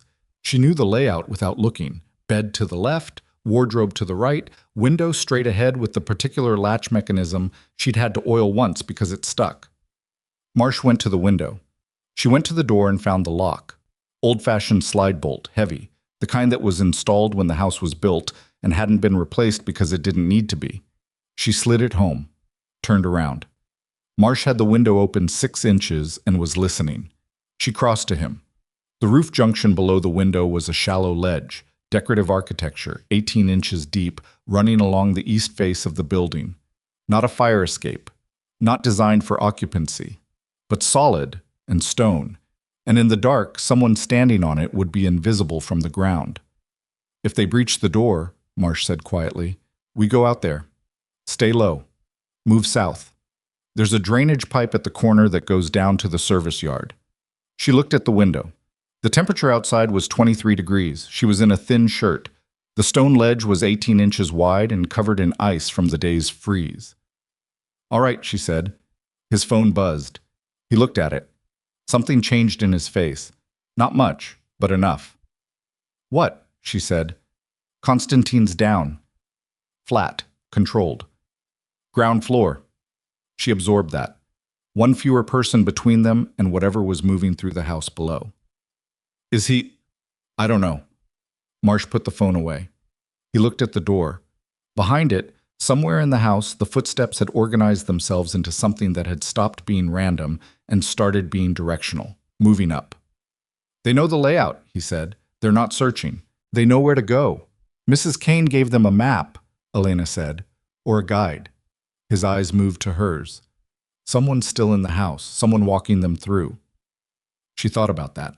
She thought about the phone on the cracked screen and the 2 words and the person who'd sent them. Mrs. Kane had left in a hurry. That was what Marsh had said, found the phone on the floor, left in a hurry. But a person who had run 11 years of secondary loyalty for Marco Bellucci didn't leave things to chance. A person like that plans for the contingency where she can't be physically present to oversee the outcome. She plans for a relay. Someone else, Elena said. Someone we haven't identified. Marsh looked at her with the particular expression of a professional who has just recategorized a civilian. Yeah, he said. The footsteps outside the door reached the corridor junction. She could hear them clearly now. The point where the east wing runner started was 15 feet from room 14, and the sound quality changed when they hit the carpet, dampened, but still there. Then they stopped. The silence outside the door was the worst kind. Not empty. Occupied. She and Marsh stood in the dark room. He'd turned off the light when they'd entered, and her eyes had adjusted enough to see his outline and the pale rectangle of the window, and breathed as quietly as 2 people can breathe when their bodies are trying to run a full emergency protocol and they are overriding it by force of will. A knock on the door, 3 times. Deliberate. The knock of someone who isn't uncertain about what they're doing. Then a voice she knew. Miss Mercer. Tomas. The youngest of the household staff, the one with the earbuds and the communicative nods and the 11 weeks of quiet parallel existence she had never looked at with any suspicion because she had been looking at Reyes and at Mrs. Kane and had not considered the person who was always in the background, always peripheral, always just present enough to be invisible. Miss Mercer, I know you're in there. I can hear you breathing. She said nothing. Nobody wants you hurt, Tomas said. His voice was steady and almost apologetic. The voice of someone who has been told to say this and is uncertain of its truth. This is about Volkov. You can walk out right now. There's a car waiting. Marsh had his hand at his waist. He was watching the door and watching her simultaneously, and she understood that part of what he was watching for was whether she was going to do something the situation didn't have room for. She wasn't. "How long has he been running for Bellucci?" she said, low, to Marsh. "Unknown," Marsh said, which meant at least as long as the operation had been running, which meant Tomas had been in this house through Reyes's recruitment and Mrs. Kane's arrangement and the Tuesday dinner and every careful step Elena had taken and every piece of information she'd offered Darian and had probably relayed all of it, back through whatever channel Bellucci had built into the household's architecture before Elena had ever arrived. She felt sick for approximately 3 seconds. Then she didn't have time for it. "Tomas." She pitched her voice toward the door, level, clear. "How many people are in the house right now?" A pause. He hadn't expected her to answer. "Miss Mercer, it's better if you just— How many?" Silence. She looked at Marsh. He held up 7 fingers, then reconsidered. 6. 6 people, not counting Tomas, moving through a house with 2 people standing in a guest room and 1 wounded man 1 floor up, and the external reinforcements Darian had mentioned, the ones a 2-hour distance away, that were now, she calculated grimly, still at least 50 minutes from arrival. 50 minutes was a very long time. The door handle moved, 1 full rotation, the latch catching on the bolt. Then pressure, testing, not forcing, not yet. She moved to the window and opened it the rest of the way. The cold hit her like a wall. 23 degrees with wind off the lake that found every gap in her clothing immediately and set about making itself structural. She looked at the stone ledge, ice across most of it, thicker on the north side where the drainage ran. Marsh was beside her in 2 steps. "You first," he said. "Move south. Don't look down. The pipe is at the corner. It's iron. It'll hold." "What about you?" "I'll be 30 seconds behind you." "Marsh, 30 seconds. He met her eyes. "Go." She went through the window feet first, the way he'd told her, feeling for the ledge with her shoes while her hands gripped the window frame. The cold of the stone came through her soles immediately. She found her footing. The ice was worse than it looked from inside, a thin continuous glaze rather than patches, and the ledge was closer to 15 inches than 18 at the point she was standing. She let go of the frame. The wind hit her full on. She pressed her back flat against the stone wall of the house and moved south, 1 careful lateral step at a time, her fingers finding whatever purchase they could in the mortar lines between the stone blocks. Below her, she didn't look down, she looked straight ahead at the stone in front of her face, was 32 feet of drop to the service yard. She moved south. The corner felt impossibly far, and then it was there, and the drainage pipe was where Marsh had said it would be, iron, old, bolted into the stone at 12-inch intervals. She grabbed it with both hands and felt the cold of it burn through her palms. The window behind her, room 14's window, she heard it hit its frame, a sound from inside. Then silence. She looked back. The window was dark. Marsh wasn't in it. She held the pipe and waited. 4 seconds. 8. The window opened. But it wasn't Marsh who came through it. She recognized the man from the dinner. Not Bellucci, not one of the lawyers, one of the others, the businessmen who weren't entirely businessmen. And he was younger than she'd registered then and moved with the efficiency of someone for whom climbing through windows onto 32-foot ledges in 23-degree weather was not a remarkable imposition. He looked south along the ledge and found her immediately. She went down the pipe. There was no decision in it. Her body made the call before her mind caught up. Hands and feet finding the bracket bolts as footholds, the iron burning cold through her palms, the descent faster than was probably safe, the service yard coming up through the dark below. Her hands were going numb by the second bracket. By the third, she had no sensation in her fingers and was gripping by muscle memory alone and by force of the specific terror that has no time for anything except the next handhold. She hit the service yard at speed, her legs absorbing the last 6 feet faster than intended, and went down on one knee on the frozen asphalt. The impact rang through her kneecap and up her thigh, and she registered it as information, not broken, functional, keep moving, and was on her feet before the pain organized itself into something distracting. She ran for the corner of the service yard. The gate was locked. She'd known it was locked. She'd seen the padlock twice a week going to the garden.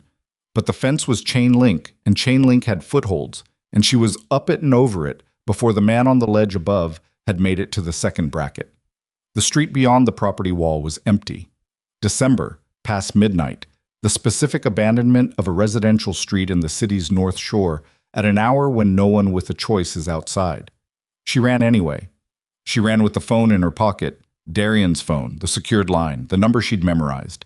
And she pulled it out while running and dialed, and it rang twice, and the voice on the other end was a man she'd never spoken to, whose voice was very calm in the way that emergency dispatch voices are calm, professional calm, a calm deployed specifically for situations where the person calling is not calm. "I need help," she said. She gave the address. She gave her name.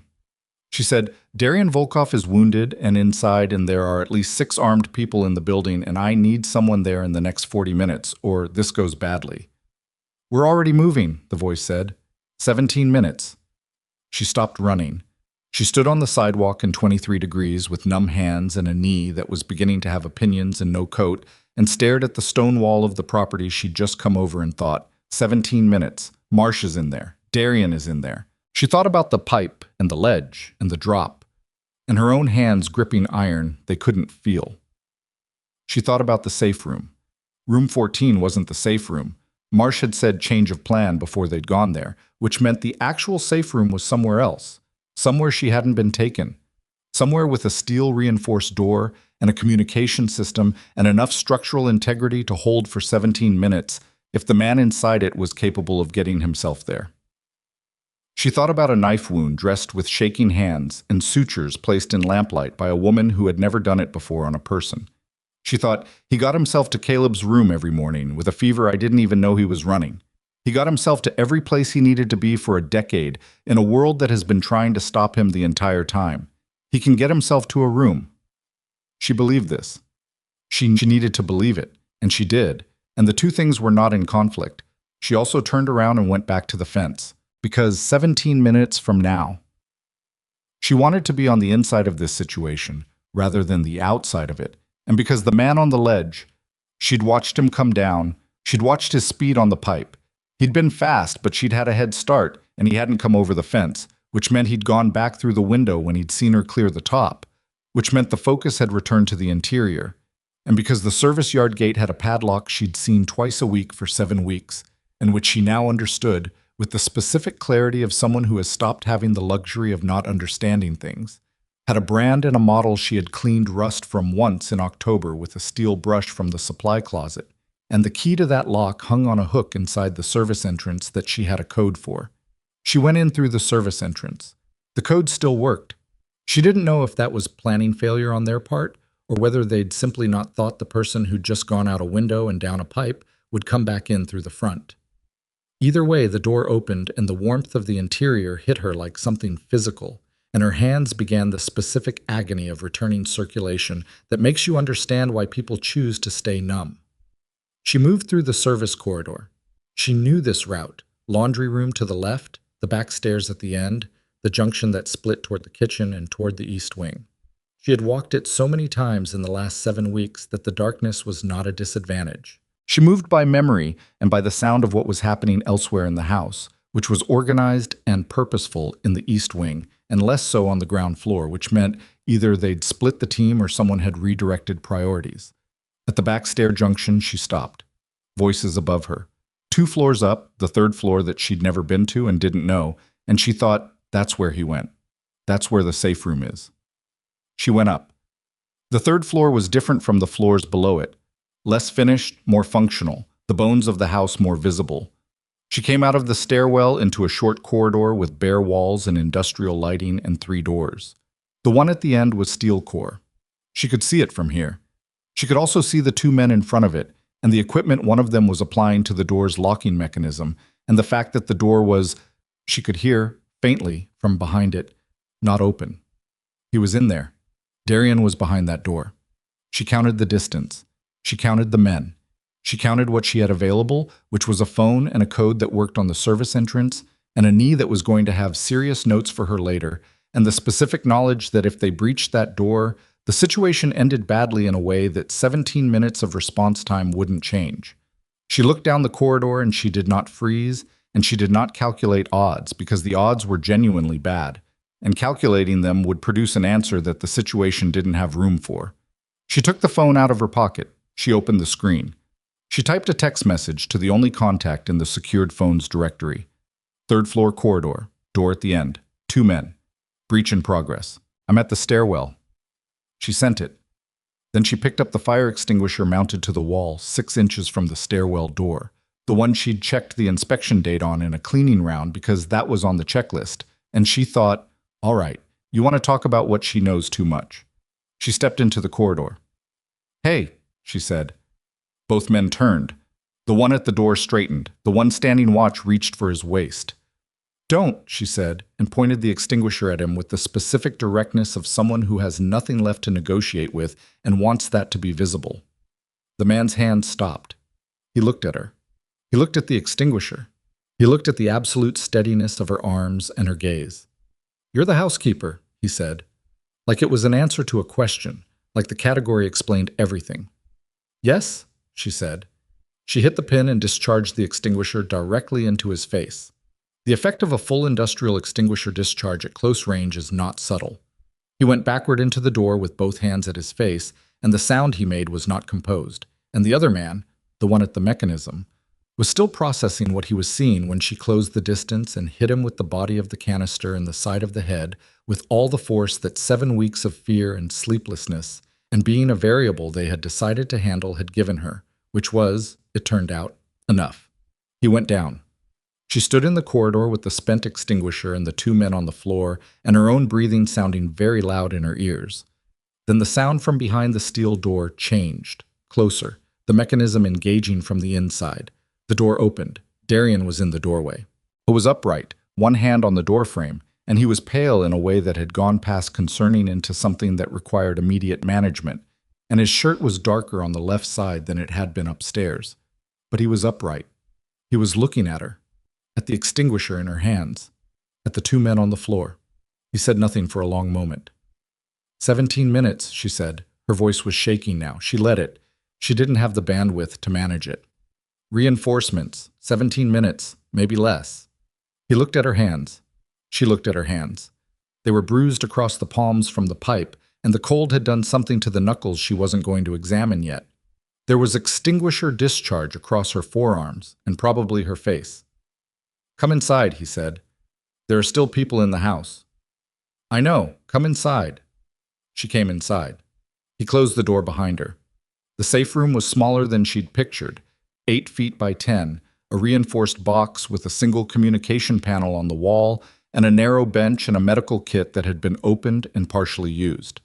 He sat down on the bench with the deliberateness of someone whose body has been asking this of them for longer than is advisable and has finally been permitted.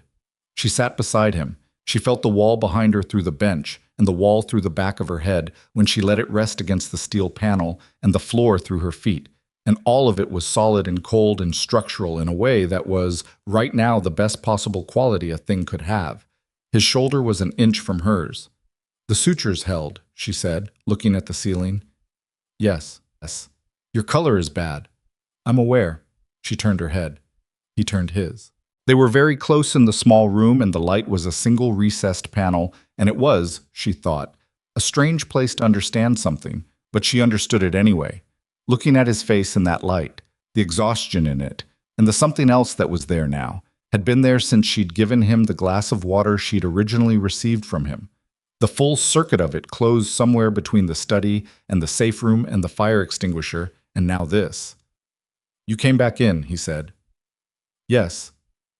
After you were out. His eyes moved over her face. You were out, Elena.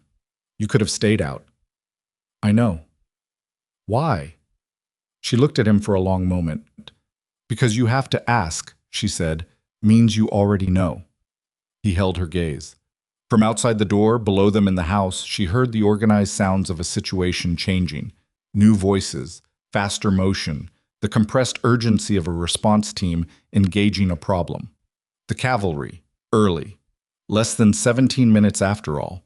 She pressed her back against the wall. She closed her eyes for 3 seconds, which was all she could afford. Then she opened them, because outside this door the last act of something was playing out, and she intended to be standing for it. Darian's hand moved to hers. Not a grip, just contact, the back of his hand against the back of hers on the bench between them. The lightest possible acknowledgement of an adjacency that had stopped being coincidental a long time ago. She didn't move her hand. Outside, a gunshot. Then silence. Then a second shot. Then nothing at all. They sat in the silence and waited, and his hand was still against hers, and somewhere in the house below them, the last hour of something that had been coming for months was being finalized by people with the training and the numbers to finalize it, and she sat in a steel box with a wounded man and numb hands and the specific stillness of someone on the other side of the worst part of something, waiting to see what comes next. The communication panel on the wall buzzed. A voice she didn't know, clipped and professional. Primary floor clear. Upper floors clear. We have 2 in custody. Searching for a third. Darian reached past her and pressed the panel. Tomas, he said. A pause. Already gone, the voice said. He was out the east entrance before we breached. We'll find him. Darian released the panel. Elena looked at the steel door in front of them. On the other side of it, the house she'd cleaned for 7 weeks. The rooms she knew by their dust patterns and the angle of afternoon light, and the particular sound each floor made underfoot. The bed she'd fallen asleep in by accident, and the water on the nightstand, and the note she'd thrown away and then thought about for 4 days before deciding that some things are worth filing even when you can't yet name what category they belong to. She thought about what was left. One man still unaccounted for. Mrs. Kane in the city somewhere, with whatever she'd taken when she'd left in a hurry. Marco Bellucci, who had sent armed men into a house and was waiting for confirmation of outcomes he was not going to receive. She thought, this isn't over. She also thought, but this part is. This room, this door, this bench, this hand against her hand in the light from a single recessed panel. This part is. The communication panel buzzed again. Ready for you when you are? Darian looked at her. She looked at him. Ready, she said. The door opened onto a house that smelled like cordite and cold air and the specific aftermath of violence, which is not dramatic but mundane in the way that all genuinely terrible things are mundane up close. Overturned furniture, a broken lamp in the west corridor, a window on the ground floor that had been the secondary breach point and was now open to the December dark with a piece of black fabric caught on the latch, moving slightly in the wind like something that hadn't gotten the message yet that the event was over. Elena stepped out first.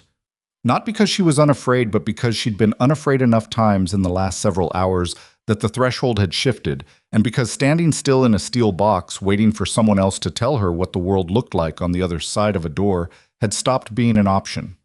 She could tolerate somewhere around the time she'd gone back over a chain-link fence in 23-degree weather. The response team was 4 men, all in dark clothing, all moving through the house with the systematic efficiency of people trained to treat a space as a problem to be solved rather than a place to be inhabited. They'd secured the ground floor and the east wing. The 2 men from the corridor outside the safe room had been moved. She didn't ask where, because she was developing a cleaner sense of which questions served her and which ones didn't. Marsh was in the kitchen. He was sitting at the table with a field dressing on his right forearm and an expression of concentrated neutrality that she recognized as pain being professionally managed. When he saw her, he looked at her hands and then at her face, and then he nodded once. The nod of someone completing a calculation, their relieved came out even. You went back in, he said. You keep saying that like it's surprising, she said. Because it is. But his voice wasn't critical. It was something else, a kind of stock-taking. He looked past her at Darian, who had come through the door 2 steps behind her and was standing with one hand on the doorframe in a posture that was functional but not comfortable. You need to sit down, Marsh said to him. In a minute, Darian said. That's not actually... Marsh. Quiet. Final. Marsh looked at Elena with the expression of someone delegating a problem he's been managing alone for too long. She understood the delegation and didn't argue with it. She pulled a chair out and set it where Darian would have to make a deliberate choice to walk past it, and he looked at the chair and looked at her and sat down, which was itself a piece of information she filed alongside the handwriting in the note and the first name spoken twice. One of the response team came into the kitchen. Compact, maybe 35. The kind of person who introduces himself by last name only. Sorrel, he said. We have the 2 in custody. Tomas Vega is unaccounted for, but we have his last known position and a car description. He won't make the city limits. He looked at Darian. Bellucci's not here. He wouldn't be, Darian said. He doesn't attend the outcomes in person. We can move on his location within the hour if you authorize it. A pause. Elena watched Darian's face, the angle of it, the quality of the stillness that preceded a decision. She'd learned to read that stillness. It was not the stillness of someone uncertain. It was the stillness of someone letting the decision be complete before they spoke it. Not yet, he said. I want Vega first. Everything Vega knows about the interior structure of Bellucci's arrangement. Then we move. Sorrel nodded and left. The kitchen was quiet for a moment. Outside the broken window on the ground floor, the wind was picking up. She could hear it through the house, a low, persistent pressure, the kind of Chicago December wind that doesn't gust so much as lean. Mrs. Kane, Elena said. Darian looked at her. What happens to her? A long pause. Not evasive, deliberate, the way he was deliberate about everything that mattered. She's been in this world long enough to know what happens when an arrangement is discovered, he said. She'll have gone somewhere she considers safe. She won't have gone far enough. Elena thought about the measured voice on the phone the first morning, the bowl of soup, the clean assessment of every situation delivered with the affect of someone running a very good hotel. 11 years of it, apparently, running two directions simultaneously, and she thought about what that cost. Not the logistics, but the daily price of it, the maintenance of two complete versions of reality. And she found she couldn't make herself feel what she probably should have felt, which was fury. What she felt instead was the complicated, flattening sadness of understanding that people do what they do for reasons that are almost always more banal and more human than the damage they cause. She also thought, this is not over. This particular thread is not resolved, and it won't be until it is, and it will not be comfortable until then. She said, okay, and meant something more than agreement. She meant she understood that the world she was living inside had a different accounting system than the one she'd grown up with, and that understanding this wasn't the same as accepting every part of it, but that she was done pretending she could stand at the edge of it and not be in it. At 4 a.m, Sorrel came back. He set a tablet on the kitchen table. The screen showed a map with a moving indicator, a vehicle, 15 miles southwest, moving toward a junction she didn't know. Vega, he said. He used a car registered to a name that doesn't exist, but the plates trace back to a garage Bellucci owns in Cicero. We're closing the distance. Don't lose him, Darian said. We won't. Sorrel paused. He looked at Elena with the brief directness of someone who has been doing a job and has encountered something that doesn't fit the usual job parameters. She should get somewhere dry and warm, he said to Darian. Her hands. I know, Darian said. Elena looked at her hands. In the kitchen light, they were visibly wrong, purpled across the knuckles, swollen in the joints from the cold and the pipe and the canister impact, the palms abraded in a continuous band from palm to base of fingers. She'd been ignoring them. She was going to continue ignoring them until the situation allowed otherwise. I'm fine, she said. Sorrel looked at her with the professional patience of someone who has heard those two words used in exactly this way many times and has learned not to argue. He went back to his tablet. She made coffee. It was an automatic decision. Her hands found the familiar routine of the kitchen without instruction, and there was something almost dissonant about it, the ordinary domestic action in a room that still smelled like the aftermath of the worst night this house had seen in however long.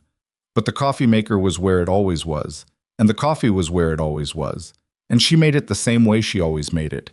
And when it was ready, she poured 2 cups and set one on the table in front of Darian without ceremony. He picked it up, didn't say anything, drank. She stood at the counter and looked at the kitchen and thought about the first morning. 6:30. His footstep in the entry hall with that particular deliberate quality, the refrigerator opened and closed without result. The question that wasn't quite a question, is there more of that? The cup with the handle turned toward him. The specific moment, small and unremarkable, that she had not thought was the beginning of anything, because it hadn't looked like a beginning. It had looked like a Tuesday morning in a job she'd taken out of desperation.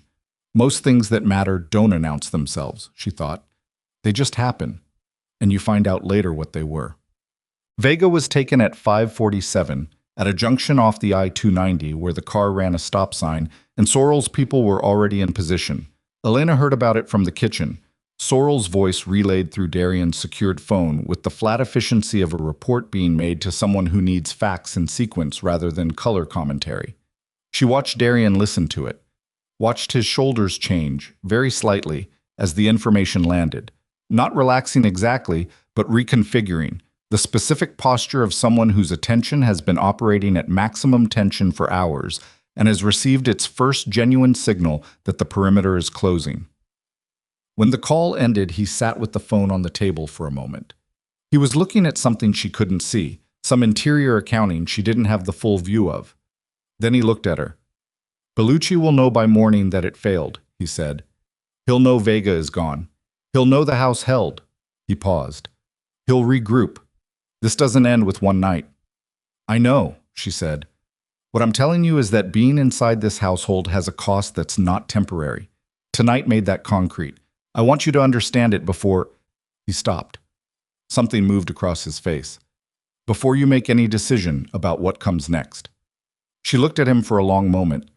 He was pale and controlled and wearing a shirt with a dark stain on the left side, and he hadn't slept, and there was a quality in his face, underneath all the containment, that she recognized because she'd seen it in herself in bad hospital waiting rooms at 2 in the morning.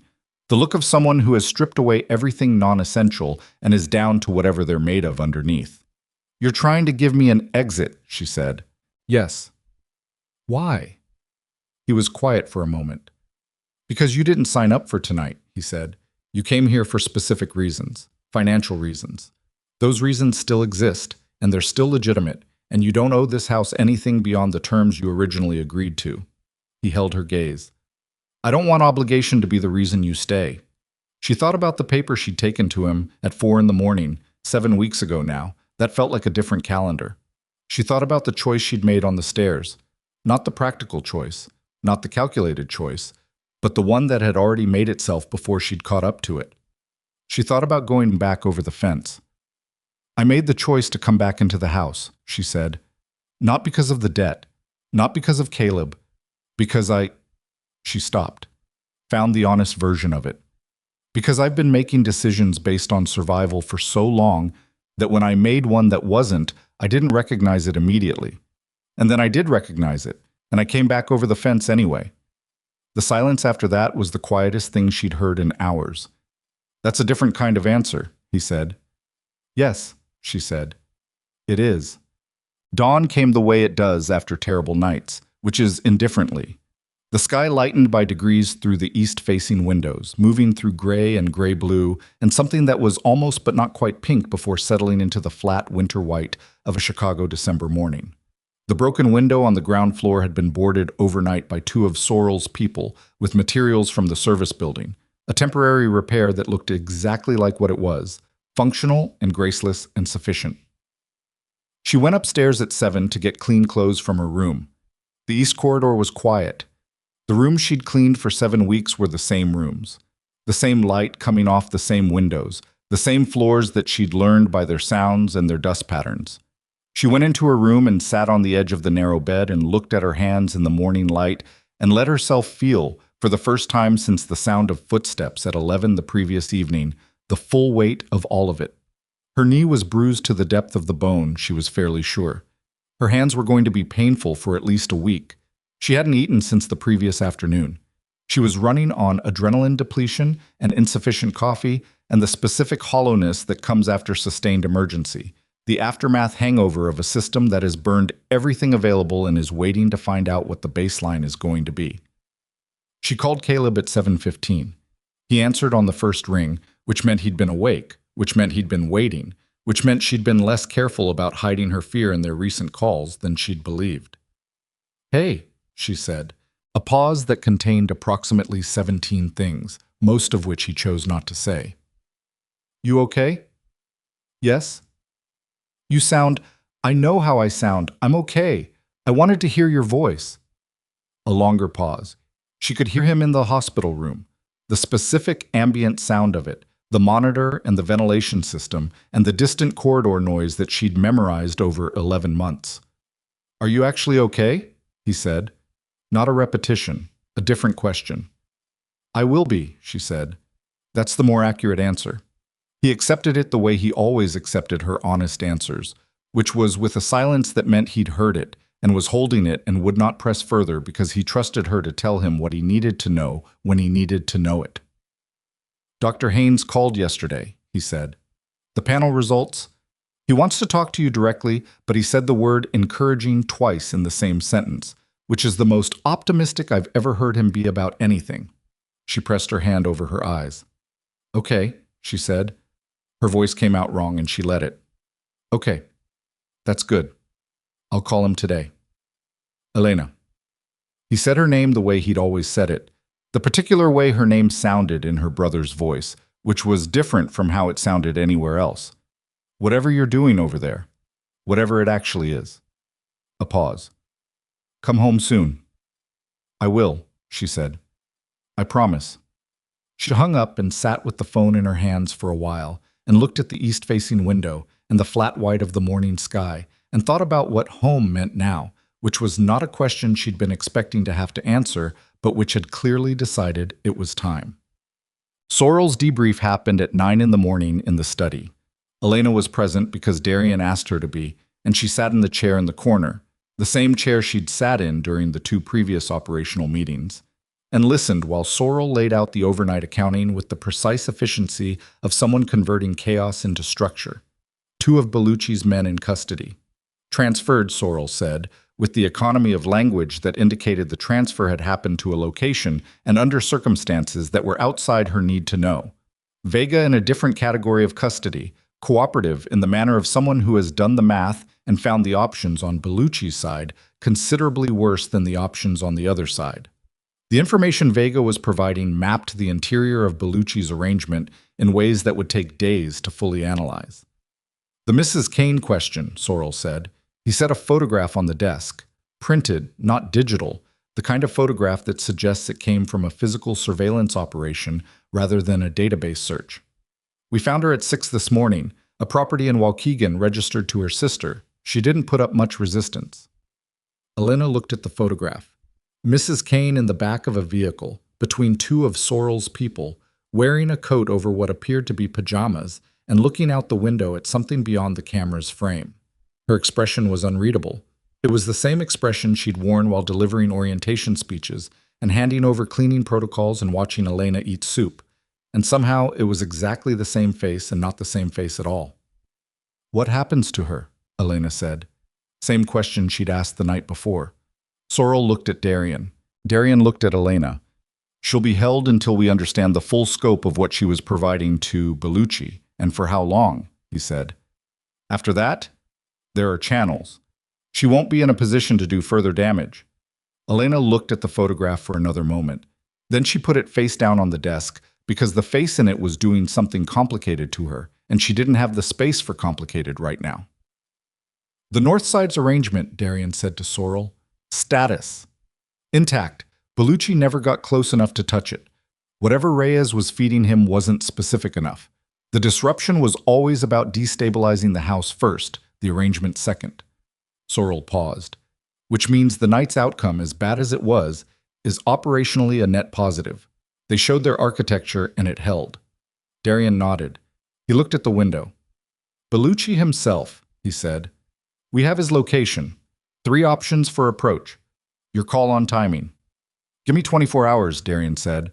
I want the Vega information consolidated first. I want to know exactly what he knows before we close the distance. Sorrel gathered his materials and left. The study was quiet. Elena looked at the north wall, at the painting she'd cleaned around twice a week for 7 weeks, behind which there was a safe with a combination she'd been trusted with in case of a death that hadn't happened. The ledger, she said. In the safe. Darian looked at her. It's still there. You don't need to... I'm aware. He held her gaze. I gave you that information because I trusted you with it. That doesn't expire because the night is over. She absorbed that. Let it mean what it meant. Okay, she said. Okay, he agreed. 3 days later, Marco Bellucci was found at a hotel in Evanston that he'd checked into under an alias that was not quite good enough.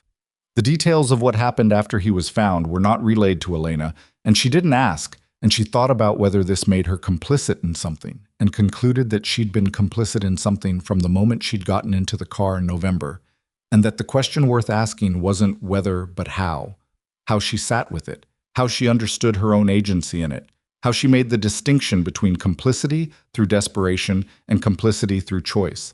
She was still working that out. She expected to be working it out for a long time. She thought that was probably correct. Darian told her on the fourth morning, in the kitchen, early, the same hour, the circularity of it not lost on her, that Bellucci was no longer a variable. He said it the same way he said everything that was complete, directly, without decoration, with the full weight of the meaning carried by the words and nothing added around them. "It's done," he said. She poured coffee, set his cup down with the handle turned toward him. "How much of what Vega gave you was useful?" "Enough to restructure 3 vulnerabilities in the external arrangement that I didn't know were vulnerabilities." A pause. "Enough to understand that Bellucci had been building this operation for 2 years. He was patient. He almost made it work," she said. "Yes." He picked up the cup. "He underestimated 2 things, the structural integrity of what I'd built, and what came in from outside it." She looked at him over her own cup. "You're not going to say that directly, are you?" The almost smile again. "I just did," he said. She let it go. Some things didn't need to be pushed past the point where they'd arrived. She called Dr. Haynes on the 5th day. He was more optimistic than he'd allowed himself to be in months, and the careful way he deployed his optimism, hedged and qualified but unmistakably present underneath the hedging, told her more than the clinical language did. The latest panel results had held. The adjusted medication protocol was showing response. The transplant committee had reviewed the timeline and moved Caleb into the active candidacy pool, which required financial qualification, which required, "I'll have the documentation to you by end of week," she said. A pause. "Miss Mercer, I want to be straightforward with you about the remaining gap." "I know the gap," she said. "I'm closing it." She hung up and sat with the phone and did the math one more time. And the math, for the first time in 11 months, came out even. Not comfortable, not easy, but even. That evening, Darian came to find her in the library. She'd been reorganizing the shelves in the way she'd been wanting to since her 3rd week, a project she'd kept deferring because it hadn't felt like the appropriate use of her time, and now felt like exactly that. He stood in the doorway and watched her for a moment. "Caleb," he said, "the medical situation." She turned around. He was holding an envelope, plain, cream-colored, the kind that doesn't announce itself. "No," she said. "You haven't opened it." "I don't need to open it. I know what it is, and the answer is no." He looked at her with that complete attention. "You've been closing a gap for 11 months, he said. "The gap is closable. This is the fastest way to close it." "It's charity," she said. "It's a trust instrument structured as a medical support fund. It's legal, it's clean, and it has nothing to do with charity." He set the envelope on the library table. "It has to do with the fact that you went back over a fence in 23-degree weather for reasons that had nothing to do with your compensation, and I don't have a conventional way to account for that, so I'm using the only one available." She looked at the envelope. She looked at him. "I don't want to owe you this," she said. "You don't owe me anything," he said. "That's the point. Open the envelope." She opened it. The trust instrument was 2 pages. The language was precise and legally complete and structured, as he'd said, as a medical support fund for one Caleb Mercer, irrevocable, funded at a level that closed not just the gap, but the entire remaining distance with enough margin to cover the post-transplant protocol for 2 years. She read it twice. She looked at the second page where the effective date was already filled in and the funding notation was already made. "You did this before you told me," she said. "Yes." "That's..." She stopped, took a breath. "That's very like you." "I didn't want you to talk me out of it before it was complete," he said simply. She stood in the library with the 2 pages in her hands and let herself feel it, the full unguarded version of it, without the management she'd been applying to her own emotional state for the better part of 3 months. The relief was enormous and quiet, and not what she'd expected, because she'd imagined this moment as something large and loud, and instead it was just still. Just the particular stillness of a weight you've been carrying so long you've forgotten what it's like to have both hands free. She set the pages down on the library table. "Thank you," she said. He nodded once. The nod of someone who has done something they needed to do and is not going to add language to it. "Darian," she said. He looked at her. "The first night. In this house. When I fell asleep in your bed." She held his gaze. "You could have done a lot of things. You gave me water and covered your housekeeper's shift and told me to rest. That was... I know what it was. I'm not asking you to explain it." She paused. "I'm telling you that I noticed. I've been noticing since then. I just wanted you to know that."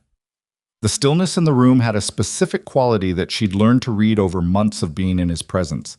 Not the stillness of absence, but of the opposite. The stillness of someone entirely, completely present. "I know you've been noticing," he said quietly. "You notice everything." She looked at him for a long moment. The library was cold at this hour. The heating had its patterns, and she knew them. And the light was the particular winter afternoon light that came through the west windows at this angle and made the room look amber and old and like a place that had been waiting a long time to be used properly. She crossed the distance between them. Not fast, not dramatic. Just the deliberate movement of someone who has decided and is doing it. He didn't move toward her and didn't move away, which was, she'd come to understand, his version of the same thing. She put her hand on the left side of his chest, where the wound was, where she'd worked with shaking hands in lamplight and called it good enough and been right. She felt the warmth of him through the fabric. She felt him breathe. He raised one hand and covered hers, not moving it, just covering it, the way he'd covered her hand on the bench in the safe room. The lightest possible acknowledgement of an adjacency that had stopped being coincidental. "I'm not leaving," she said. "I know," he said. "I'm not staying because of the trust instrument or the debt or any of that. Those things are what they are. This is different," he said. "Yes." He looked at her with the eyes she'd spent months learning to read and still couldn't read entirely, which she had decided was not a problem, but a feature of the particular landscape. "Elena," he said. Her name in his voice, the specific weight of it she'd heard twice and was learning to live inside. "I know why you're staying." "Tell me," she said. Not because she didn't know, because she wanted to hear what it sounded like when he said it. A long pause. The particular pause of someone for whom honesty of this kind is not practiced but has to be built in real time from materials that have been locked away for a very long time. "Because this is where you decided to be," he said. "Not where you had to be, where you decided." She looked at him. "Yes," she said. "Exactly that." The first kiss was not what stories prepare you for. It was imprecise and a little cold from the temperature of the room, and slightly uncertain on both sides, in the way that the first of anything real is always uncertain, because reality doesn't edit itself for momentum. His hand was still over hers, and her forehead ended up briefly against his jaw, and she felt him exhale, slow, long, the breath of someone releasing something structural, and she thought, oh, this is what it looks like when a person who has been holding on for a very long time lets go. They stood in the library in the winter afternoon light, and it lasted, and then it was over, and they stayed where they were. In the weeks that followed, the house changed. Slowly, and not all at once, and not in ways that would have been obvious to anyone who hadn't watched it before. Sorrell's team rotated out, and a new interior security arrangement came in, tighter and more integrated, built on the intelligence from Vega and the structural audit that Darian ordered of every access point and personnel file going back 3 years. 2 new staff members replaced Tomas in the roster gap left by Mrs. Kane, and Elena did not participate in the vetting, but she did notice, 2 weeks in, that both new staff members moved through the house with a quality she recognized. The quality of people who had been selected not just for competence, but for a specific kind of plainness that was actually a form of integrity. She noticed this, and filed it in the category of things she'd learned that she hadn't expected to learn and wasn't sure what to do with yet. Caleb was moved to the active transplant candidacy list in January. Dr. Haynes used the word excellent, a single word, unhedged, the most Dr. Haynes had said in that register in 11 months. And Elena stood in the garden on the east side of the house with the phone in the late January cold, and let herself cry for approximately 4 minutes, which was the first time she'd cried since November, and felt like the correct amount. She went to visit Caleb on a Sunday in late January, the first time she'd left the estate for a personal reason since arriving. The drive was 40 minutes and Darian drove, which she hadn't expected, and he didn't explain it, and she didn't ask, and they were mostly quiet on the way, in the particular way that two people who have shared something serious can be quiet together, which is entirely different from two people who have nothing to say. Caleb was in his room. He was playing guitar, the full 3 songs, plus the beginning of a 4th that still needed work. And when Elena came in, he looked at her and then passed her at the door where Darian stood in the hallway, not entering, giving the room its appropriate shape. He looked at Elena for a long time. "Okay," he said, "just that." "He drove," she said. "I can see that." His eyes went back to the doorway. "Does he want to come in?" She looked at Darian. He looked back at her, and there was something in his face she'd been learning to recognize, which was the expression of a person who has not been uncertain about many things in a long time and is uncertain about this. Caleb was 20 years old and played guitar, and had kept his acceptance letter in a drawer, and had spent 11 months building a life inside a 12 by 14-foot room while his sister tried to save him. And Darian Volkov, who had made his peace with being unmoved by most things a long time ago, was uncertain about this. "Come in," she said to him. He came in. Later, after the visit, on the drive back, the city thinning into the North Shore darkness, she sat in the passenger seat and looked at the road and thought about November and the fence and the water on the nightstand and all the small unannounced things that had been the beginning of what this was before either of them had the language for it. She thought about the bed, his bed, now their bed, the California king that had been the site of an accidental invasion and a glass of water, and then, in time, something else entirely. The fortress that had been a fortress because nothing worth protecting had been inside it, and was no longer a fortress for the same reason. She thought about her brother's voice saying, "Come home soon." She looked at the man driving, the particular set of his hands on the wheel, the angle of his profile, the way he watched the road with the same total attention he gave to everything that mattered, and thought, some things don't announce themselves as beginnings. They just happen, and you find out later what they were. She already knew what this was. Outside, Chicago moved past the windows, the lights of it, the dark and illuminated shape of a city that contained everything, all of it, all the damage and the survival, and the people who kept going anyway, because the alternative was to stop, and they hadn't been built for stopping. She watched it for a while. Then she let her head rest against the window and listened to the road and the engine and the breathing of the man beside her, and let herself finally, without armor and without calculation, and without the specific vigilance of someone who has been running on emergency power for too long, rest. The house would be warm when they got back. She knew its warmth now, knew where the heat collected and where it didn't, knew the sounds it made settling in the cold, knew the way the east windows caught the first light and the way the library smelled in the afternoon. She knew the kitchen at 6:30 in the morning and the study late at night and the particular quality of silence on the upper floor when the house was at rest. She knew all of it now, and all of it, without her entirely noticing when the shift had happened, was home.